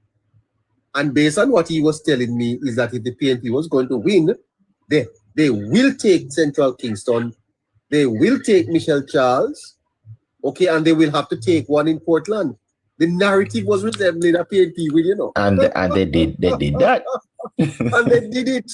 You understand me? So we were able to call the election when we realized that the Prime Minister's wife, Mrs. Holness, won. And when we saw that the Jamaica Labour Party won Central, we said, well, that's going to be a Labour Party win. But it was a night of ebbing and webbing, Harry. And I think Labourites don't like that. I mean, the thing about it, neighbor, is that I think the Labourites now want to ensure that they have a pretty decent hold where they can go into elections now and not be worried about it being extremely close. Because, I mean, 07 taught them a lot, you know, Yeah. 1 by 1 seat. The other time it was also another 1 seat. And that for people, I think, neighbor, when they're backing an administration of this nature and how well they've worked, they don't want to see anywhere between a 1 to 5 seat margin, neighbor. I think people see it as unacceptable for the work that is being done. That's Well, all. you know, And Scratchy. can I Yeah, go ahead. interject here, neighbor? You Mhm. know, Harry, when you see the PMP telling their supporters that the government is not responsible for the reduction in crime, right? And they're actually spreading those misinformation out there or disinformation, Harry. It is a need for concern, you know. So all we're saying is that the party need to be more robust, you know. We can't reach everybody on social media. Not every voters are on TikTok. So, you know, I just think there can be more effective way of spreading the accomplishments, you know, so that everyone can know the truth. So when the PMP comes with these disinformation, you know, they're able to combat them. Yeah, absolutely. I think you have to prove. Yeah, you have to prove to the people that Jamaica is better. And Scratchy, the fact of the matter, Scratchy, is that the argument about the Prime Minister not being supported is not a weak one at all, Scratchy. Many Labourites are hurt when they see him having to carry the weight of the campaign. Leaders do that, but in particular this time around, Scratchy, it appears as if the Prime Minister had to push too hard. Well, for me, neighbor, I think it's a strategy of the party. That's how I see it as, neighbor. I think it's a strategy of the party, neighbor, for the Prime Minister to be the head cook and buckle washer, neighbor, the one who carry the mantle, neighbor. It is a Prime Minister, neighbor, who brands himself, neighbor, as someone who can manage. And I think he tell his other persons who are part of the organization that, listen, I'm going to be the one who fight the fight. Let them attack me. I would speak on the attack. It makes perfect sense, neighbor. If one person is speaking more than we have 25 different persons speaking about the Prime Minister and him Integrity Commission thing, he's the only one who knows what is going on, neighbor. So I think it makes perfect sense, neighbor. And I am not concerned about no misinformation or disinformation or information being put out there. Not the misinformation. I'm concerned about the misinformation and disinformation, yes. But lack of information, I'm not worried about that, neighbor. I know that I have never seen a government last because putting out a little bit information, and I have never seen a government won because they put out a lot of information. What I say, I know the last election, neighbor, I know that the malignant use of money, that is what concerns me more than any other thing in this going forward. And I think this is the elephant in the room of people are scared to talk about, neighbor. Yeah, well, we will get we will get to that. Nothing else is of more paramount importance than money, neighbor. That is what throwing off the election. Money, The malignant votes, and the suppressing of votes. No misinformation or disinformation. Is money, neighbor, throwing off the election in Jamaica. And that is what we need to talk about and try to see how we can fix that. Yes, but Scratchy, when voters are paid to vote, they don't get a lot of money, right? And if we're able to inform and educate people about programs that they can participate in, that they can actually use to advance their lives long term, then I think that, that can be effective as well. And I do understand what you're saying, Scratchy, but at the same time, Scratchy, we must put in the work. We must educate the people so they can choose. Because what are you going to do? Accept $10,000 just for a vote? What happens to you for the rest of the year? That is the reality of our politics, Caroline. Jamaicans don't care what for the rest of the year, neighbor. People even know whenever election comes, it's all about what they can get right now, Caroline. If you go in all of these communities and see, it reach rural Jamaica deep now too. One time you couldn't buy a person's vote in rural Jamaica. Rural Jamaica used to vote on roads and water. Rural Jamaica now vote roads and water again. Persons want what you can do for me right now. Right now, we saw the PNP did it in the last general election, and it make it look like the government wasn't doing nothing. And that is the reason why we keep coming on the platform and talk and say the government needs to do this and the government will do that. The government is doing everything. When you look at Westmoreland, the 3 constituencies in Westmoreland voted PNP. Are you telling me that whatever information is being put out there, the information flew over Westmoreland? When you look at St. James, 5 constituencies, 4 voted for the Jamaica Labour Party, 1 voted for the People's National Party. Are you going to tell me that 1 constituency that voted for the People's National Party, the government information didn't reach to that particular part of the constituency? No, I don't think so. People vote. People already make up their mind as to where or who they're going to vote for. And I think the malignant use of money is to influencing people vote. So we could have tell people, say, go better your life in a 10 year, 20 time. Persons are going to still see this as a process, Caroline. And it affect the Jamaica Labour Party, because neighbor, I tell you before, these constituencies, neighbor, if I live in our constituency A, I have persons, our family members, our friends who live in PNP constituencies. So when time that person tell me, says, Scratch, so I have 50,000 me get to vote, me as a labourer, knowing that my member of parliament is in government, I'm going to hold back my vote and say, yo, bossy, what go on? If the PNP man in opposition can run 50 grand over there, so one to me right here. So we have to understand, Caroline, we have to understand that the context, everything that we talk about it is all textbook. But in the reality, it is not holding up, and it has no value in our reality of Jamaica politics. We have to turn up and talk about the reality of Jamaica politics. Jamaica politics is transactional, whether we want to believe it or not. These people don't care about the information. They know when time park money are run, and it's the same way the government release information. They know when minimum wage increase, and it's the same way government release information. People know what they want to know. People follow up what concern them. If you don't concern them, they don't care. I'm telling you, Caroline, these people are business about information. And we must have a government to perform the best in the history of Jamaica. And look what happened in 2020. Look what happened September 3rd. The malignant use of money twist the election and send the election the next year. And that is a continent to happen. That is the elephant in the room we need to talk about. Not misinformation or disinformation, or government not putting out enough information out there. And I can tell you again, neighbor, that if we are going to sit here and think that the Jamaica Labour Party should be the one who attack misinformation, disinformation, will fail as a nation. That is the responsibility of the government. No political organization should take up that responsibility and feed them hand or feed them head to combat misinformation. Yes, but as a country, not as a political organization. That is the responsibility of the government. But Scratchy, don't you think we should at least try to start doing things to change the culture in Jamaica? That's what happened 2020. That's what happened September 3rd, Caroline. The Jamaica Labour Party tried to change the culture and almost lose the election because they weren't up for the vote buying. They decided that they weren't going to vote buying a vote. That's why a lot of these members of parliament lost. That is what happened, Caroline. We tried to change the culture and we almost lost the election. So come 2030, let them go and try to change the culture again and see what the Jamaica people do then. Wow.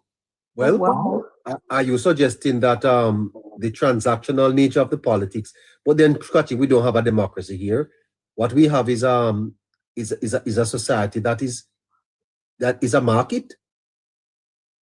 Yeah? It's just a reality, It's just a reality. We have to face it. We can't come on these platforms. This is social media. And I will come on here and try to be politically correct and come with any textbook talking and say this is this or that is that. We all know what should be done and what needs to be done, but we must also look at the reality of what is being done. And the malignant use of money, neighbor, is throwing off our election in Jamaica. Elections are becoming very transactional. Last general election, neighbor, money, neighbor, we didn't get to see persons vote for the true performance of the government. Money, the Jamaica Labour Party decided that they weren't going to participate in it, neighbor. They lost a lot of these, they lost. They lost, neighbor. So what you going to do now? You go into a 2-man race, neighbor, and your opponent is playing dirty. You go play good then, no? I'm going to be opposition then. It's just a reality. Wow. Well, neighbor, I think you need to change your strategy here. Instead of informing and educating, I think you need to start fundraising. All labor rights need to start fundraising. By the way, have you made it? Not a cent? I tell you. we have to start making.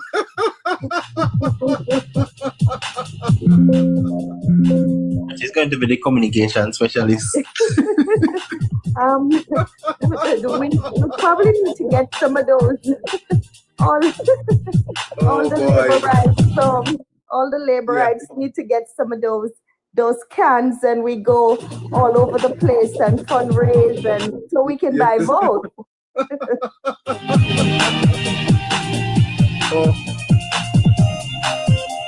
By the way, Harry, could we take that on? Could we take that on tomorrow or Thursday? The malignant use of money on the democracy. We could look at that. We definitely could, neighbor. Because and Scratchy, you are suggesting, Scratchy, that you felt that money influenced the election very, very significantly. Yeah, but the money last the general election, neighbor, money influenced the election is very, very serious, neighbor. Anybody who was on the ground, neighbor, phone calls were being made left and right, neighbor. If you have any friends or family members who reside in Stronghold PNP, or a lot of these PNP constituencies, neighbor, that a lot of these PNP won, you don't hear all these arguments, neighbor. We are first on information, neighbor, person getting 100,000, 50,000, 60,000, 70,000 just to go out and vote. I hear persons that talk about 5,000 and 10,000. People pass them stage, neighbor. It would pass 5 and 10,000, or 50,000, 60,000 people are getting to go vote the last general election, neighbor. Getting 60,000, what is the source of these monies? What is the source of these monies? Neighbor, each candidate that goes into a general election, neighbor, make sure that they find ways and means, neighbor, for raise whatever funds they can raise, neighbor. The political party support them with funding as well, neighbor. And they go into these. A lot of us as Jamaica Labour Party were supporters, we're celebrating and saying, yes, our crowd bigger than the crowd. When in a crowd bigger than Bunting crowd. Neighbor, it was a tragedy. The PNP didn't spend any money to get any bands and get 10,000 people to come walk up back at them nomination day, neighbor. They use this money on election day, neighbor. They use this money on election day to thwart votes or influence votes, neighbor. The Jamaica Labour Party did the opposite. A lot of person come out and say they're not going to buy any votes. And we saw what happened. Neighbor, it is not something that I am supporting. It is definitely not good. But I'm saying that this is the elephant in the room. It's not misinformation or disinformation throwing off no government structure in Jamaica. It is the malignant use of money, neighbor. The transactional way of our politics, it needs to be fixed. It is something that we need to seriously look at, neighbor, and see how best we can fix this, neighbor, because we cannot run a democracy, neighbor, with persons selling them vote, neighbor, and person taking money to suppress them vote. That is total madness. You are violating the process, and we are not seeing the true understanding and getting the true meaning of what is going on. So that is why we are on these platforms now, day in and day out, saying that the government need to do this and the government need to do that, because we saw where the government was so performing so well, but the performance didn't match the seat count. It's not the information that made the government didn't match the seat count, neighbor. It's on the day, and I always tell you this, neighbor, that Jamaica politics, neighbor, politics are one on the day, neighbor. It doesn't matter how much information you put out there. The politics is one on the day, and it is a strategy that you commit on the day, or your machine is set up on the day, that is going to let you be a winner or a loser. And we must understand, neighbor, that the People's National Party, neighbor, through money, use that, neighbor, and manipulate the system, neighbor, and garner 14 more constituencies than they should have garnered. And it is a sad, sad day, neighbor. And that is the elephant in the room that we need to talk about. Now, Mama San will come on the media, neighbor, and talk. Mama San don't have no influence over nobody, over where people vote or where people cannot vote. Mama San could have come out and talk from now till God come. Mama San don't have no influence over no well-thinking Jamaican. It is the malignant use of money, neighbor. No, Durval. No, Durval. Durval don't have no influence over nobody. It is the malignant use of money, neighbor. I don't think Durval have an influence on himself.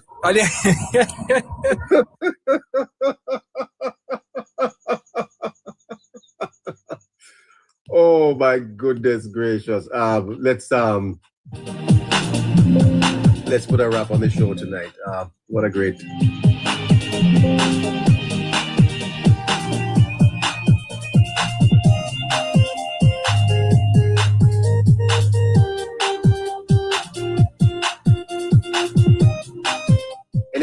Harry?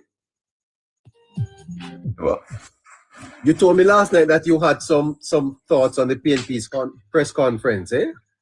Tomorrow? oh yeah. I did put down some stuff because there was quite a few, not a lot, because I wanted to ensure I pointed it out to the listeners so they knew what was happening in that press conference. All right, tomorrow, okay? Yes, neighbor.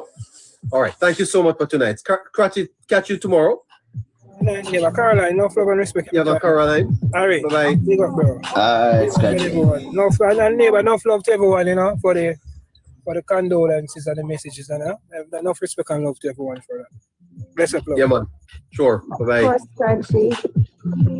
Listeners, thank you for joining us tonight. Hope you all have a great night, and we look forward to seeing you all again tomorrow at 7 p.m. Have a great night, everyone.